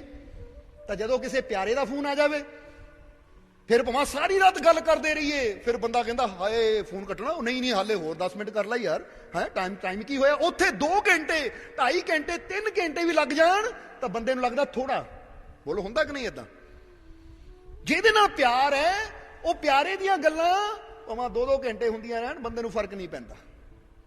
ਪਰ ਜਿੱਥੇ ਪਿਆਰ ਨਹੀਂ ਹੈ ਉੱਥੇ 10 ਸੈਕਿੰਡ ਦੀ ਗੱਲ ਵੀ ਔਖੀ ਲੱਗਦੀ ਹੈ, ਬੰਦਾ ਕਹਿੰਦਾ ਫਟਾਫਟ ਕੱਟ ਦੇਵੇ ਫੋਨ। ਹੁਣ ਜਿੱਥੇ ਪ੍ਰੇਮ ਹੈ ਉਹ ਪ੍ਰੇਮ ਵਾਸਤੇ ਸਮਾਂ ਆਪਣੇ ਆਪ ਹੀ ਨਿਕਲਦਾ ਹੈ, ਕਿਉਂਕਿ ਬੰਦਾ ਤੜਫਦਾ ਹੈ। ਜਿੱਦਾਂ ਸਮਝ ਲਓ ਨਾ, ਜਦੋਂ ਬੰਦੇ ਨੂੰ ਭੁੱਖ ਲੱਗਦੀ ਹੈ, ਬੰਦਾ ਜਿੰਨਾ ਮਰਜ਼ੀ ਬਿਜ਼ੀ ਹੋਵੇ, ਜਿੰਨਾ ਮਰਜ਼ੀ ਬੰਦਾ ਕਹੇ ਮੈਨੂੰ ਹਜ਼ਾਰਾਂ ਕੰਮ ਹੈ, ਪਰ ਜਦੋਂ ਭੁੱਖ ਲੱਗਦੀ ਹੈ ਤਾਂ ਖਾਣੇ ਵਾਸਤੇ ਟਾਈਮ ਉਹ ਆਪ ਹੀ ਕੱਢਦਾ। ਉਹਨੂੰ ਪਤਾ ਖਾਣਾ ਨਾ ਖਾਧਾ ਮੈਂ ਮਰ ਜਾਣਾ। ਬੋਲੋ ਸਮਝਦੇ ਹੋ ਕਿ ਨਹੀਂ? ਉਹਨੂੰ ਪਤਾ ਖਾਣਾ ਨਾ ਖਾਧਾ ਤਾਂ ਮੈਂ ਮਰ ਜਾਣਾ। ਵਿਵੇਕਾਨੰਦ ਨੇ ਦੂਜੀ ਗੱਲ ਕਹੀ। ਵਿਵੇਕਾਨੰਦ ਕਹਿੰਦੇ, ਜਰਾ ਸਮਝਣਾ ਸਾਰੇ ਜੀ, ਕਹਿੰਦੇ ਸਾਨੂੰ ਦੇਖ, ਸਾਨੂੰ ਦੇਖ, ਅਸੀਂ ਵੀ ਤਾਂ ਧਿਆਨ ਦੇ ਵਾਸਤੇ ਸਮਾਂ ਕੱਢਦੇ ਹੀ ਆ। ਤਾਂ ਉਹਨਾਂ ਕਿਹਾ ਮਹਾਰਾਜ, ਜਰਾ ਹੁਣ ਸਮਝਣਾ, ਉਹਨਾਂ ਕਿਹਾ ਮਹਾਰਾਜ ਤੁਸੀਂ ਸੰਨਿਆਸੀ ਹੋ, ਤੁਸੀਂ ਤਾਂ ਧਿਆਨ ਵਾਸਤੇ ਸਮਾਂ ਕੱਢ ਲੈਂਦੇ ਹੋ, ਅਸੀਂ ਕਿੱਦਾਂ ਕੱਢੀਏ? ਤਾਂ ਉਸ ਵੇਲੇ ਵਿਵੇਕਾਨੰਦ ਕਹਿੰਦੇ ਕੀ ਭੋਜਨ ਵਾਸਤੇ ਤੂੰ ਸਮਾਂ ਨਹੀਂ ਕੱਢਦਾ? ਜਰਾ ਸਮਝਣਾ ਸਾਰੇ ਜੀ। ਉਹ ਕਹਿੰਦਾ ਜੀ ਭੋਜਨ ਵਾਸਤੇ ਸਮਾਂ ਕੱਢਣਾ ਹੀ ਹੈ, ਜੇ ਭੋਜਨ ਵਾਸਤੇ ਨਾ ਸਮਾਂ ਕੱਢਿਆ ਤਾਂ ਫਿਰ ਤਾਂ ਮੈਂ ਤਾਂ ਮਰ ਜਾਣਾ ਹੈ। ਉਹ ਕਹਿੰਦੇ ਬਸ ਜਦੋਂ ਇਨਸਾਨ ਭੋਜਨ ਦੀ ਇਹ ਭਾਵਨਾ ਨੂੰ ਸਮਝਦਾ ਹੈ ਨਾ, ਇਸੇ ਤਰ੍ਹਾਂ ਇਨਸਾਨ ਉਹ ਸਿਮਰਨ ਦੀ ਭਾਵਨਾ ਨੂੰ ਵੀ ਸਮਝੇ ਕਿ ਜੇ ਮੈਂ ਆਪਣੇ ਪ੍ਰਭੂ ਦਾ ਸਿਮਰਨ ਨਾ ਕੀਤਾ, ਉਹਨੂੰ ਯਾਦ ਨਾ ਕੀਤਾ, ਤਾਂ ਫਿਰ ਮੈਂ ਵੀ ਮਰ ਜਾਣਾ ਹੈ। ਇੰਨਾ ਪਰਮਾਤਮਾ ਦਾ ਨਾਮ, ਉਹਦਾ ਪ੍ਰੇਮ ਸਾਡੇ ਹਿਰਦੇ ਨਾਲ ਜੁੜ ਜਾਣਾ ਚਾਹੀਦਾ ਹੈ ਕਿ ਉਹ ਤੋਂ ਬਿਨਾ ਇੱਕ ਪਲ ਸਵਾਸ ਲੈਣਾ ਵੀ ਸਾਨੂੰ ਔਖਾ ਲੱਗੇ। ਇਸ ਲਈ ਪੜ੍ਹ ਕੇ ਦੇਖੋ ਵਿਵੇਕਾਨੰਦ ਜੀ ਦੀ ਇਹ ਸਾਖੀ, ਤਾਂ ਬੜਾ ਇਹਦੇ ਚ ਪਿਆਰ ਦੀ ਗੱਲ ਵਿਵੇਕਾਨੰਦ ਦੱਸ ਰਹੇ ਹੈ। ਜੇ ਸਮਝ ਕੇ ਦੇਖੋ ਥੋੜਾ ਜਿਹਾ, ਉਹ ਕਹਿੰਦੇ ਜਿਸ ਤਰ੍ਹਾਂ ਬੰਦੇ ਨੂੰ ਇਹ ਸਮਝ ਹੈ ਕਿ ਭੋਜਨ ਨਾ ਕੀਤਾ ਮੈਂ ਮਰ ਜਾਣਾ ਹੈ, ਇਸੇ ਤਰ੍ਹਾਂ ਇਨਸਾਨ ਨੂੰ ਇਹ ਵੀ ਹੋਣਾ ਚਾਹੀਦਾ, ਜੇ ਮੈਂ ਆਪਣੇ ਪ੍ਰਭੂ ਨੂੰ ਯਾਦ ਨਾ ਕੀਤਾ, ਆਪਣੇ ਪ੍ਰਭੂ ਦੀ ਬੰਦਗੀ ਨਾ ਕੀਤੀ, ਤਾਂ ਫਿਰ ਵੀ ਮੇਰਾ ਜੀਵਨ ਖਤਮ, ਫਿਰ ਵੀ ਮੇਰਾ ਜੀਵਨ ਜੀਵਨ ਨਹੀਂ ਹੈ। ਇਸ ਲਈ ਜਿੱਥੇ ਪ੍ਰੇਮ ਹੈ ਉੱਥੇ ਸਮਾਂ ਆਪਣੇ ਆਪ ਨਿਕਲਦਾ ਹੈ। ਇਸ ਲਈ ਪ੍ਰਮਾਤਮਾ ਨੇ ਜੇ ਸਾਨੂੰ ਇਹ ਜੀਵਨ ਦਿੱਤਾ ਹੈ, ਜ਼ਿੰਦਗੀ ਦਿੱਤੀ ਹੈ, ਤਾਂ ਫਿਰ ਇਹ ਨਾ ਸੋਚੋ ਕਿ ਭਾਈ ਮੇਰਾ ਆਹ ਕੰਮ ਹੈ, ਮੇਰਾ ਉਹ ਕੰਮ ਹੈ, ਪਹਿਲਾਂ ਇਹ ਕਰ ਲਵਾਂ। ਉਹ ਕਹਿੰਦੇ ਪਹਿਲ ਆਪਣੇ ਮਾਲਿਕ ਨੂੰ ਦੇ, ਪਰਮਾਤਮਾ ਨੂੰ ਦੇ। ਸਵੇਰ ਸਵੇਰੇ ਉੱਠ ਕੇ ਗੁਰੂਆਂ ਨੇ ਕਿਉਂ ਕਿਹਾ ਅੰਮ੍ਰਿਤ ਵੇਲੇ? ਉਹ ਇਹੀ ਤਾਂ ਇਸ਼ਾਰਾ ਸੀ ਕਿ ਅੰਮ੍ਰਿਤ ਵੇਲੇ ਉੱਠ ਕੇ ਸਭ ਤੋਂ ਪਹਿਲਾਂ ਆਪਣੇ ਮਾਲਿਕ ਨੂੰ ਯਾਦ ਕਰ, ਦੁਨੀਆ ਦੇ ਕੰਮ ਸਾਰੇ ਬਾਅਦ ਵਿੱਚ। ਕਿਉਂਕਿ ਜਦੋਂ ਉਹਨੂੰ ਅੱਗੇ ਰੱਖੇਗਾ ਤਾਂ ਪਰਮਾਤਮਾ ਤੈਨੂੰ ਵੀ ਹਰ ਜਗ੍ਹਾ ਅੱਗੇ ਹੀ ਰੱਖੇਗਾ। ਇਸ ਲਈ ਇਧਰ ਕਬੀਰ ਸਾਹਿਬ ਕੀ ਕਹਿ ਰਹੇ ਆ, ਸਮਝਣਾ ਜ਼ਰਾ ਕਿ ਪ੍ਰੇਮ ਨਹੀਂ ਹੈ ਜਿਸ ਹਿਰਦੇ में सब ही व्यर्था ज्ञान, प्रेम बिना प्रभु नाही दरसे, प्रेम बिन पशु समान। ਉਹ ਕਹਿੰਦੇ ਜੇ ਤੂੰ ਪ੍ਰਭੂ ਦਾ ਦਰਸ਼ਨ ਕਰਨਾ ਚਾਹੁੰਦਾ ਹੈ, ਉਹ ਪ੍ਰਭੂ ਨੂੰ ਆਪਣੇ ਜੀਵਨ ਚ ਲਿਆਣਾ ਚਾਹੁੰਦਾ ਹੈ, ਤਾਂ ਤੇਰੇ ਅੰਦਰ ਪ੍ਰੇਮ ਦਾ ਹੋਣਾ ਬਹੁਤ ਜ਼ਰੂਰੀ ਹੈ। ਇਸ ਲਈ ਜੇ ਪ੍ਰਭੂ ਦੀ ਕਿਰਪਾ ਤੱਕ ਪਹੁੰਚਣਾ ਚਾਹੁੰਦੇ ਆ, ਉਹਦੀ ਰਹਿਮਤ ਤੱਕ ਪਹੁੰਚਣਾ ਚਾਹੁੰਦੇ ਆ, ਤਾਂ ਫਿਰ ਪ੍ਰੇਮ ਦਾ ਹੋਣਾ ਸਾਡੇ ਜੀਵਨ ਚ ਬਹੁਤ ਜ਼ਰੂਰੀ ਹੈ। ਔਰ ਜੇ ਦਰਦਾਂ ਤੋਂ, ਦੁੱਖਾਂ ਤੋਂ ਮੁਕਤੀ ਚਾਹੁੰਦੇ ਆ, ਤਾਂ ਜਿਸ ਤਰ੍ਹਾਂ ਦੱਸਿਆ ਨਾ, ਸਾਰੇ ਦਰਦਾਂ ਦੀ ਦਵਾ ਉਹ ਪ੍ਰਮਾਤਮਾ ਦਾ ਨਾਮ ਹੈ। ਆਪਣੇ ਹਿਰਦੇ ਨੂੰ ਉਸ ਪ੍ਰਭੂ ਨਾਲ ਜੋੜੀਏ, ਸਿਮਰਨ ਵਾਸਤੇ ਸਮਾਂ ਕੱਢੀਏ, ਬੰਦਗੀ ਵਾਸਤੇ ਸਮਾਂ ਕੱਢੀਏ। ਕਿਉਂਕਿ ਜਿਸ ਤਰ੍ਹਾਂ ਉਹ ਬਾਪ ਨੇ ਕਿਹਾ, ਬੇਟਾ ਜੇ ਦਵਾਈ ਸਮੇਂ ਸਿਰ ਖਾਂਦਾ ਰਹੇਗਾ ਤਾਂ ਦਰਦ ਕਦੀ ਤੇਰੇ ਨੇੜੇ ਨਹੀਂ ਆਏਗੀ। ਤਾਂ ਜੇ ਅਸੀਂ ਵੀ ਸਮੇਂ ਸਿਰ ਆਪਣੇ ਮਾਲਿਕ ਨੂੰ, ਪ੍ਰਮਾਤਮਾ ਨੂੰ ਯਾਦ ਕਰਦੇ ਰਹੀਏ, ਤਾਂ ਦੁੱਖਾਂ, ਤਕਲੀਫਾਂ, ਪਰੇਸ਼ਾਨੀਆਂ, ਚਿੰਤਾਵਾਂ ਤੋਂ ਬੰਦਾ ਬਚਿਆ ਰਹੇਗਾ। ਇਸ ਲਈ ਸਮਝਣਾ, ਪ੍ਰੇਮ ਬਿਨਾ ਪ੍ਰਭੂ ਨਾਹੀ ਦਰਸੇ, ਪ੍ਰੇਮ ਬਿਨ ਪਸ਼ੂ ਸਮਾਨ।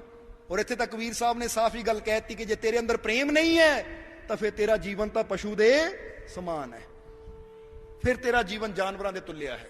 ਇਸ ਲਈ ਐ ਪਿਆਰਿਆ, ਜੇ ਪ੍ਰਭੂ ਨੇ ਮਨੁੱਖਾ ਯੂਨੀ ਦਿੱਤੀ ਹੈ, ਤਾਂ ਆਪਣੇ ਹਿਰਦੇ 'ਚ ਪ੍ਰੇਮ ਪੈਦਾ ਕਰ, ਆਪਣੇ ਮਾਲਿਕ ਦਾ ਪ੍ਰੇਮ ਪੈਦਾ ਕਰ ਕਿ ਮੈਂ ਕਿਸੇ ਨਾਲ ਨਫ਼ਰਤ ਨਹੀਂ ਕਰਨੀ, ਕਿਸੇ ਦਾ ਬੁਰਾ ਨਹੀਂ ਕਰਨਾ, ਸਭ ਦੇ ਨਾਲ ਪ੍ਰੇਮ ਕਰਨਾ ਹੈ। ਇਹ ਭਾਵ ਆਪਣੇ ਅੰਦਰ ਪੈਦਾ ਕਰ। ਔਰ ਦੇਖੋ ਅਗਲੀਆਂ ਲਾਈਨਾਂ 'ਚ ਕੀ ਕਬੀਰ ਸਾਹਿਬ ਕਹਿੰਦੇ ਹੈ, ਕਿਉਂਕਿ ਇੱਥੇ ਇਹ ਵੀ ਗੱਲ ਸਮਝ ਲੈਣੀ ਕਿ ਅਗਰ ਤੇਰੇ ਹਿਰਦੇ 'ਚ ਪ੍ਰੇਮ ਹੋਏਗਾ, ਤਾਂ ਉਹ ਕਹਿੰਦੇ ਯਾਦ ਰੱਖ, ਤੈਨੂੰ ਫਿਰ ਪ੍ਰਮਾਤਮਾ ਨੂੰ ਖੋਜਣ ਵਾਸਤੇ ਕਿਤੇ ਜਾਣ ਦੀ ਜ਼ਰੂਰਤ ਨਹੀਂ ਹੈ, ਪ੍ਰਮਾਤਮਾ ਖੁਦ ਤੇਰੇ ਕੋਲ ਆਏਗਾ। ਕਿਉਂਕਿ प्रेम बिना प्रभु नाही दरसे, प्रेम बिन पशु समान, प्रेम हो तो आ मिलते हैं घर बैठे भगवान। अगर तेरे हृदय च प्रेम है तो फिर तेनू किते जान की जरूरत नहीं, परमात्मा आप ही चल के तेरे कोल आ जाएगा। ये प्रेम की खिच है, जिद्दां कहंदे ना चुंबक लोहे नूं खिच लैंदा है, इसी तरह प्रेम प्रभु नूं अपनी तरफ खिच लैंदा है। इसलिए जे तुसीं चाहते परमात्मा मेरे जीवन च आ जावे, मेरे इस जिंदगी दे विच ओ परमानंद आ जावे, तो फिर इहनूं इसी तरह समझ लो, प्रेम बीज है तो वो परमानंद वृक्ष है। जे बीज बोवांगे तो फिर ही एक दिन वो वृक्ष तक असीं पहुंच पावांगे। इसलिए प्रेम हो तो आ मिलते हैं घर बैठे भगवान, प्रेम बिना सब व्यर्थ कर्म है, जीवत मृतक समान। वो कहते प्रेम तो बिना सारे कर्म व्यर्थ, फिर तो जींदा इंसान भी इस तरह जिस तरह मुर्दा। जिदा कोई मुर्दे नूं रख देवे ना, तो बंदा पूछे कि जीवन एक जीवित इंसान विच और एक मुर्दे इंसान विच, जीवन विच और मुर्दे विच फर्क की है, यानी मौत और जीवन च फर्क की है। तो कबीर साहब ने साफ कह दिता, ऐसी अगर साइंस की नजर ना देखिए तो साइंस ने कहना है जिहदे साह चलते है, जिहदी धड़कन चलती है वो जीवित है, जिहदे साह है नहीं, जिहदी धड़कन है नहीं वो मुर्दा। क्योंकि डॉक्टरों ने यही कहना ना, उन्होंने जीवित और मुर्दे की निशानी की दसनी है। उन्होंने कहना जिहदी धड़कन है, जिहदे श्वास है वो जीवित, तो जिहदे श्वास नहीं है, जिहदे दिल की धड़कन बंद है वो मुर्दा। पर हुण संतां दी नज़रां च जीवित कौन है, तो संतां दी नज़रां च मुर्दा कौन है? वो कहते श्वास आण ना जाण नाल कोई ना जींदा है तो ना मुर्दा है। साडियां नज़रां च जीवित वो है जिहदे हिरदे च ਪ੍ਰੇਮ ਹੈ, ਜਿਹਦੇ ਹਿਰਦੇ 'ਚ ਪ੍ਰੇਮ ਭਾਵਨਾ ਹੈ। ਇਸ ਲਈ ਪ੍ਰੇਮ ਭਾਵਨਾ ਦਾ ਮਤਲਬ ਅਸੀਂ ਇੱਕ ਵਾਰ ਫਿਰ ਕਲੀਅਰ ਕਰਨਾ ਚਾਹਾਂਗੇ ਕਿ ਪ੍ਰੇਮ ਭਾਵਨਾ ਦਾ ਮਤਲਬ ਇਹੀ ਨਹੀਂ ਕਿ ਸਿਰਫ ਰੱਬ ਨਾਲ ਪਿਆਰ ਕਰਨਾ ਹੈ, ਕਿਉਂਕਿ ਕਈ ਵਾਰ ਬੰਦਾ ਸੋਚ ਲੈਂਦਾ ਕਿ ਸ਼ਾਇਦ ਪ੍ਰੇਮ ਦਾ ਮਤਲਬ ਹੈ ਕਿਸੇ ਇੱਕ ਨਾਲ ਪਿਆਰ ਕਰਨਾ। ਜਰਾ ਸਮਝਣਾ, ਤਾਂ ਪ੍ਰੇਮ ਦਾ ਮਤਲਬ ਇਹ ਨਹੀਂ ਕਿ ਇੱਕ ਨਾਲ ਪਿਆਰ ਕਰੀਏ ਤਾਂ ਬਾਕੀਆਂ ਨਾਲ ਨਫ਼ਰਤ ਕਰੀਏ। ਪ੍ਰੇਮ ਦਾ ਮਤਲਬ ਇਹ ਹੈ ਕਿ ਹੁਣ ਮੇਰੇ ਹਿਰਦੇ 'ਚ ਨਫ਼ਰਤ ਖਤਮ, ਹੁਣ ਅੰਦਰ ਨਫ਼ਰਤ ਹੈ ਹੀ ਨਹੀਂ। ਪ੍ਰੇਮ ਤਾਂ ਸਮਝ ਲਓ ਇਸ ਫੁੱਲ ਦੀ ਤਰ੍ਹਾਂ ਹੈ, ਜਿਸ ਤਰ੍ਹਾਂ ਫੁੱਲ ਦੇ ਅੰਦਰ ਮਹਿਕ ਹੀ ਹੈ, ਉਹਦੇ ਅੰਦਰ ਦੁਰਗੰਧ ਨਹੀਂ ਹੈ, ਚਾਹੇ ਉਹਨੂੰ ਦੁਸ਼ਮਣ ਫੜ ਲਵੇ ਚਾਹੇ ਉਹਨੂੰ ਦੋਸਤ ਪਕੜ ਲਵੇ। ਜਿੱਦਾਂ ਕੋਈ ਬੰਦਾ ਕਹੇ ਨਾ ਮੈਂ ਇਸ ਫੁੱਲ ਨੂੰ ਮਸਲਣਾ ਹੈ, ਉਹ ਵੀ ਅਗਰ ਪਕੜੇਗਾ ਤਾਂ ਫੁੱਲ ਨੇ ਉਹਨੂੰ ਵੀ ਖੁਸ਼ਬੂ ਦੇਣੀ ਹੈ। ਤਾਂ ਕੋਈ ਕਹੇਗਾ ਇਹ ਫੁੱਲ ਕਿੰਨਾ ਸੁੰਦਰ ਹੈ, ਇਹ ਕਿੰਨਾ ਖੂਬਸੂਰਤ ਹੈ। ਕੋਈ ਪ੍ਰੇਮ ਨਾ ਫੜੇਗਾ, ਫੁੱਲ ਨੇ ਉਹਨੂੰ ਵੀ ਖੁਸ਼ਬੂ ਦੇਣੀ ਹੈ। ਇਸੇ ਤਰ੍ਹਾਂ ਇਹ ਯਾਦ ਰੱਖਣਾ ਹਮੇਸ਼ਾ ਕਿ ਤੁਹਾਡੇ ਅੰਦਰ ਵੀ ਜਦੋਂ ਵਾਕਈ ਸੱਚਮੁੱਚ ਉਹ ਸੱਚਾ ਪ੍ਰੇਮ ਪੈਦਾ ਹੋਏਗਾ ਤਾਂ ਫਿਰ ਨਫ਼ਰਤ ਨੂੰ ਕੋਈ ਜਗ੍ਹਾ ਨਹੀਂ ਬਚੇਗੀ, ਫਿਰ ਕਿਸੇ ਵਾਸਤੇ ਕੋਈ ਵੈਰ ਰਹਿ ਹੀ ਨਹੀਂ ਜਾਏਗਾ। ਇਹਨੂੰ ਕਹਿੰਦੇ ਆ ਪ੍ਰੇਮ ਦੀ ਅਵਸਥਾ। ਔਰ ਕਬੀਰ ਸਾਹਿਬ ਇਹੀ ਗੱਲ ਕਹਿੰਦੇ ਹੈ ਕਿ ਅਗਰ ਐਸੀ ਪ੍ਰੇਮ ਦੀ ਅਵਸਥਾ ਸਾਡੇ ਜੀਵਨ 'ਚ ਨਹੀਂ ਹੈ ਤਾਂ ਫਿਰ ਤਾਂ ਜੀਂਦੇ ਜੀ ਇਨਸਾਨ ਮੁਰਦੇ ਦੇ ਸਮਾਨ ਹੈ। ਇਸ ਲਈ ਐ ਪਿਆਰਿਆ, ਮੁਰਦੇ ਦੀ ਤਰ੍ਹਾਂ ਆਪਣੀ ਜ਼ਿੰਦਗੀ ਨਾ ਗੁਜ਼ਾਰ, ਆਪਣੇ ਹਿਰਦੇ 'ਚੋਂ ਸੱਚਾ ਪ੍ਰੇਮ ਪੈਦਾ ਕਰ, ਆਪਣੇ ਮਾਲਿਕ ਦਾ ਪ੍ਰੇਮ, ਉਹ ਪ੍ਰਭੂ ਦਾ ਪ੍ਰੇਮ। ਔਰ ਹਰ ਇੱਕ ਸ਼ੈ ਦੇ ਅੰਦਰ ਬੈਠਾ ਹੈ ਉਹ ਪ੍ਰਭੂ, ਇਸ ਲਈ ਹਰ ਸ਼ੈ ਨਾਲ ਪ੍ਰੇਮ ਕਰ ਤਾਂ ਕਿ ਤੂੰ ਜੀਂਦਿਆਂ ਵਿੱਚ ਆ ਸਕੇ। ਇਸ ਲਈ ਪ੍ਰੇਮ ਬਿਨਾ ਸਭ ਵਿਅਰਥ ਕਰਮ ਹੈ, ਜੀਵਤ ਮ੍ਰਿਤਕ ਸਮਾਨ। ਔਰ ਆਖਰਲੀ ਲਾਈਨ ਜੋ ਕਬੀਰ ਸਾਹਿਬ ਕਹਿ ਰਹੇ ਹੈ ਇਹ ਬੜੀ ਸਮਝਣ ਵਾਲੀ ਹੈ। कबीर गुरु से मिलकर ध्यायो घट घट हरी पहचान। हुण ये गल बड़ी समझण वाली है। कबीर साहब कहते जे घट घट अंदर उस हरी नूं देखना है, जे घट घट अंदर वो हरी दा नजारा लेना है तो प्यारिया फिर गुरु नाल मिल, गुरु दे नाल जुड़। क्योंकि हर इंसान अज जीवन च कामयाबी चाहता है, बोलो चाहता है कि नहीं? हर इंसान जीवन च सफलता चाहता है, जीवन च खुशी चाहता है। तो फिर ये कामयाबी, ये सफलता, ये खुशी तक इंसान कदों पहुंचेगा? जदों गुरु तक पहुंचेगा, जदों गुरु के चरणों तक पहुंचेगा। इसलिए इत्थे सानूं एक बड़ी प्यारी साखी याद आ गई, जरा समझना सारे जीव। महाभारत की घटना है और ये वो समा है जदों दोनों ही सेनावां एक दूजे नाल युद्ध कर रही है। इधर पांडवां की सेना, उधर कौरवां की सेना। हुण समा आ गया जदों इधर गुरु द्रोण है और उधर अर्जुन है, और दोनों का मुकाबला हो रहा है। अर्जुन भी तीर चला रहा है द्रोण ते, तो द्रोण भी अर्जुन का मुकाबला कर रहा है। हुण जदों द्रोण तीर छड्डदा है, उधरों अर्जुन तीर चलांदा है, तो द्रोण डर जाता है। गुरु द्रोण डर जाता है। कोल ही दुर्योधन खड़ा है, कोल ही दुर्योधन खड़ा है। दुर्योधन कहंदा गुरुदेव अर्जुन तो तुहाडा सेवक है, ये अर्जुन नूं तुसी युद्ध कला सिखाई है, तुसी अर्जुन नूं तीर चलाना सिखाया है, और मैं देख रहा हां कि अर्जुन दे 12 तो तुसी डर रहे हो, अर्जुन दे 12 तो तुसी डर रहे हो, तुसी गुरु हो के डर रहे हो अपने सेवक दे 12 तो। ये गल मैनूं समझ नहीं आई, क्योंकि गुरु गुरु हुंदा है तो चेला चेला हुंदा है। ये गल बड़ी समझण वाली है। जिद्दां बच्चों की किताब 'च कहानी है ना, ये बच्चों की किताब 'च बड़ी प्यारी कहानी एक पढ़ी असीं।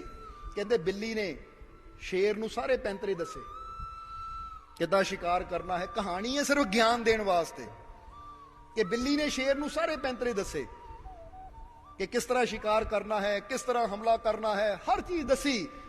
हुण जदों दसदे सब कुछ शेर नूं सिखा दिता, तो एक दिन शेर नूं शिकार नहीं मिलिया, तो उहनूं बड़ी भुख लगी है। उधरों आ गई बिल्ली। हुण जदों बिल्ली नूं आंदी देखिया तो शेर दे मन च आया कि हुण इन्हां सब कुछ तो मैनूं सिखाई दिता है, हुण इहदी लोड़ की, क्यों इहनूं मार के इहनूं ही खा के अपना पेट भरा मैं। कहंदे जिस वेले शेर उहदे वल्लों होया, इस तरह हिसाब नाल होया उहनूं पकड़न वास्ते, तो हुण बिल्ली बिल्ली सी, उहनां समझ लिया कि यह मेरे ते हमला करना चाहता है। जिद्दां ही वो हमला करन लगा, बिल्ली ने छाल मारी, पेड़ ते चढ़ गई। वो शेर कहता है ये पेड़ ते किद्दां चढ़ गई, मैनू तो इन्हें पेड़ ते चढ़ना सिखाया ही नहीं। उन्हें बिल्ली नूं कहा कि ऐ बिल्ली तू मैनू सारे पैंतरे दस दिते, पेड़ ते चढ़ना क्यों नहीं सिखाया? बिल्ली कहती इसे लिए नहीं सिखाया। जरा समझना सारे जी कि इसे लिए नहीं सिखाया ताकि तेनू याद रहे कि गुरु गुरु है तो चेला चेला ही है, कि हर चीज का ਇੱਕ ਹੁਨਰ ਹੁੰਦਾ, ਗੁਣ ਹੁੰਦਾ ਹੈ। ਅੱਜ ਮੈਂ ਉਹੀ ਸਿਖਾਉਣ ਤੈਨੂੰ ਆ ਰਹੀ ਸੀ, ਪਰ ਅੱਜ ਤੂੰ ਆਪਣੀ ਅਸਲੀਅਤ ਦਿਖਾ ਦਿੱਤੀ, ਨਹੀਂ ਤਾਂ ਅੱਜ ਇਹ ਵੀ ਗੁਰ ਮੈਂ ਤੈਨੂੰ ਦੇ ਦੇਣਾ ਸੀ। ਤਾਂ ਹੀ ਤਾਂ ਕਿਹਾ ਜਾਂਦਾ ਹੈ, ਫਿਰ ਉੱਥੇ ਮੋਰਲ ਕੀ ਲਿਖਿਆ ਸੀ ਕਿ ਬੰਦਾ ਜਿੰਨਾ ਮਰਜ਼ੀ ਗਿਆਨਵਾਨ ਹੋ ਜਾਵੇ ਪਰ ਹਮੇਸ਼ਾ ਗੁਰੂ ਦੇ ਅੱਗੇ ਝੁਕ ਕੇ ਰਹਿਣਾ ਚਾਹੀਦਾ ਹੈ, ਕਿਉਂਕਿ ਕਦੀ ਵੀ ਜੀਵਨ 'ਚ ਨਵਾਂ ਸਿਖਾਣਾ ਹੋਵੇ ਤਾਂ ਸਾਨੂੰ ਸਿੱਖਣਾ ਹੋਵੇ ਤਾਂ ਗੁਰੂ ਦੀ ਜ਼ਰੂਰਤ ਹੈ।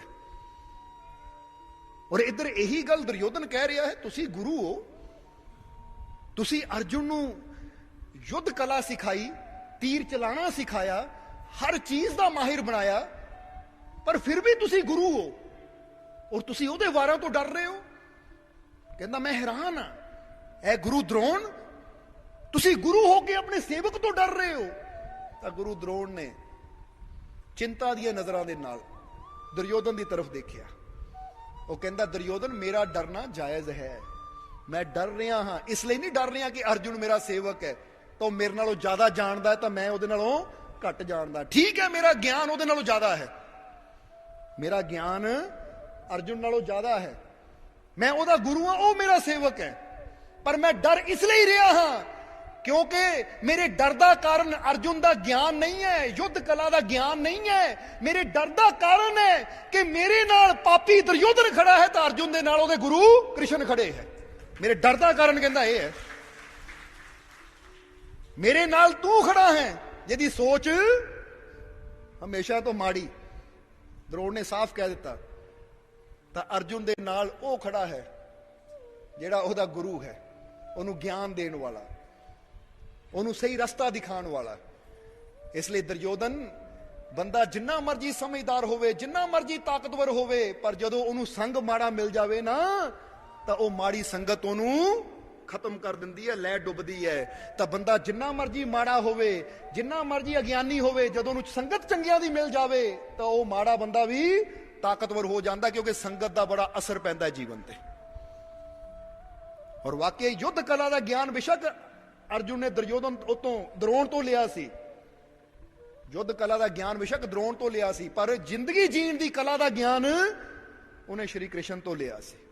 ਰੂਹਾਨੀਅਤ ਦਾ ਗਿਆਨ ਜਿਹਨੂੰ ਕਹਿ ਦਿੰਦੇ ਹਾਂ, ਉਹ ਸ਼੍ਰੀ ਕ੍ਰਿਸ਼ਨ ਤੋਂ ਲਿਆ ਸੀ। ਇਸੇ ਲਈ ਤਾਂ ਗੀਤਾ ਦੇ ਜ਼ਰੀਏ ਕ੍ਰਿਸ਼ਨ ਨੇ ਅਰਜੁਨ ਨੂੰ ਕਿੰਨਾ ਗਿਆਨ ਦਿੱਤਾ ਔਰ ਆਪਣਾ ਵਿਰਾਟ ਰੂਪ ਵੀ ਦਿਖਾਇਆ।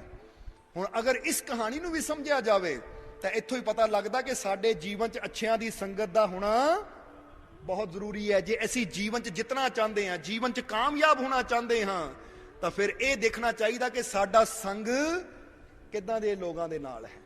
ਅਸੀਂ ਅੱਛਿਆਂ 'ਚ ਉੱਠਦੇ ਬੈਠਦੇ ਹਾਂ ਜਾਂ ਅਸੀਂ ਬੁਰਿਆਂ 'ਚ ਉੱਠਦੇ ਬੈਠਦੇ ਹਾਂ। ਔਰ ਜਦੋਂ ਫਿਰ ਮੁਰਸ਼ਦ ਦਾ ਸੰਗ ਮਿਲ ਜਾਵੇ, ਸੱਚੇ ਸਤਿਗੁਰ ਦਾ ਸੰਗ ਮਿਲ ਜਾਵੇ, ਜੋ ਪ੍ਰਭੂ ਦੇ ਘਰ ਦਾ ਗਿਆਨ ਦੇਣ ਵਾਲਾ ਹੈ, ਤਾਂ ਫਿਰ ਤਾਂ ਇਨਸਾਨ ਦੀ ਹਾਰ ਕਦੀ ਹੋ ਹੀ ਨਹੀਂ ਸਕਦੀ, ਕਿਉਂਕਿ ਗੁਰੂ ਨਾਲ ਜੁੜ ਕੇ ਹੀ ਤਾਂ ਸਾਡੇ ਜੀਵਨ 'ਚ ਬਦਲਾਵ ਆਉਂਦਾ ਹੈ। ਜਿਸ ਤਰ੍ਹਾਂ ਇੱਕ ਬੜੀ ਪਿਆਰੀ ਸਾਖੀ ਹੋਰ ਹੈ ਔਰ ਫਿਰ ਸਤਸੰਗ ਦੀ ਸਮਾਪਤੀ ਕਰਾਂਗੇ ਕਿਉਂਕਿ ਸਮਾਂ ਕਾਫੀ ਹੋ ਚੁੱਕਾ ਹੈ। ਕਿ ਇੱਕ ਕਹਿੰਦੇ ਹੈ ਮਹਾਪੰਡਿਤ ਬਦਰੀਨਾਥ ਸ਼ਾਸਤਰੀ ਸੀ, ਜਿਨ੍ਹਾਂ ਦੀ ਉਮਰ ਤਕਰੀਬਨ 70 ਸਾਲ ਹੋ ਚੁੱਕੀ ਸੀ, ਔਰ ਉਹਨਾਂ ਦੇ ਜੀਵਨ ਦਾ ਨਿਯਮ ਸੀ। ਬਦਰੀਨਾਥ ਸ਼ਾਸਤਰੀ ਦੇ ਜੀਵਨ ਦੀ ਇਹ ਘਟਨਾ ਹੈ ਕਿ ਉਹਨਾਂ ਦੇ ਜੀਵਨ ਦਾ ਨਿਯਮ ਸੀ ਕਿ ਜਿੱਥੇ ਉਹ ਰਹਿੰਦੇ ਸੀ ਉਹਨਾਂ ਦੇ ਘਰ ਤੋਂ ਥੋੜੀ ਦੂਰ ਹੀ ਗੰਗਾ ਨਦੀ ਵਗਦੀ ਹੁੰਦੀ ਸੀ। ਉਹਨਾਂ ਦੇ ਰੋਜ਼ ਦਾ ਨਿਯਮ ਸੀ, ਉਹਨਾਂ ਨੇ ਸਵੇਰ ਜਾਣਾ, ਗੰਗਾ ਨਦੀ 'ਚ ਇਸ਼ਨਾਨ ਕਰਕੇ ਫਿਰ ਆ ਕੇ ਆਪਣਾ ਭੋਜਨ ਖਾਣਾ, ਫਿਰ ਆ ਕੇ ਆਪਣੇ ਬਾਕੀ ਜ਼ਰੂਰੀ ਜੋ ਕਰਮ ਸੀ ਉਹ ਕਰਨੇ।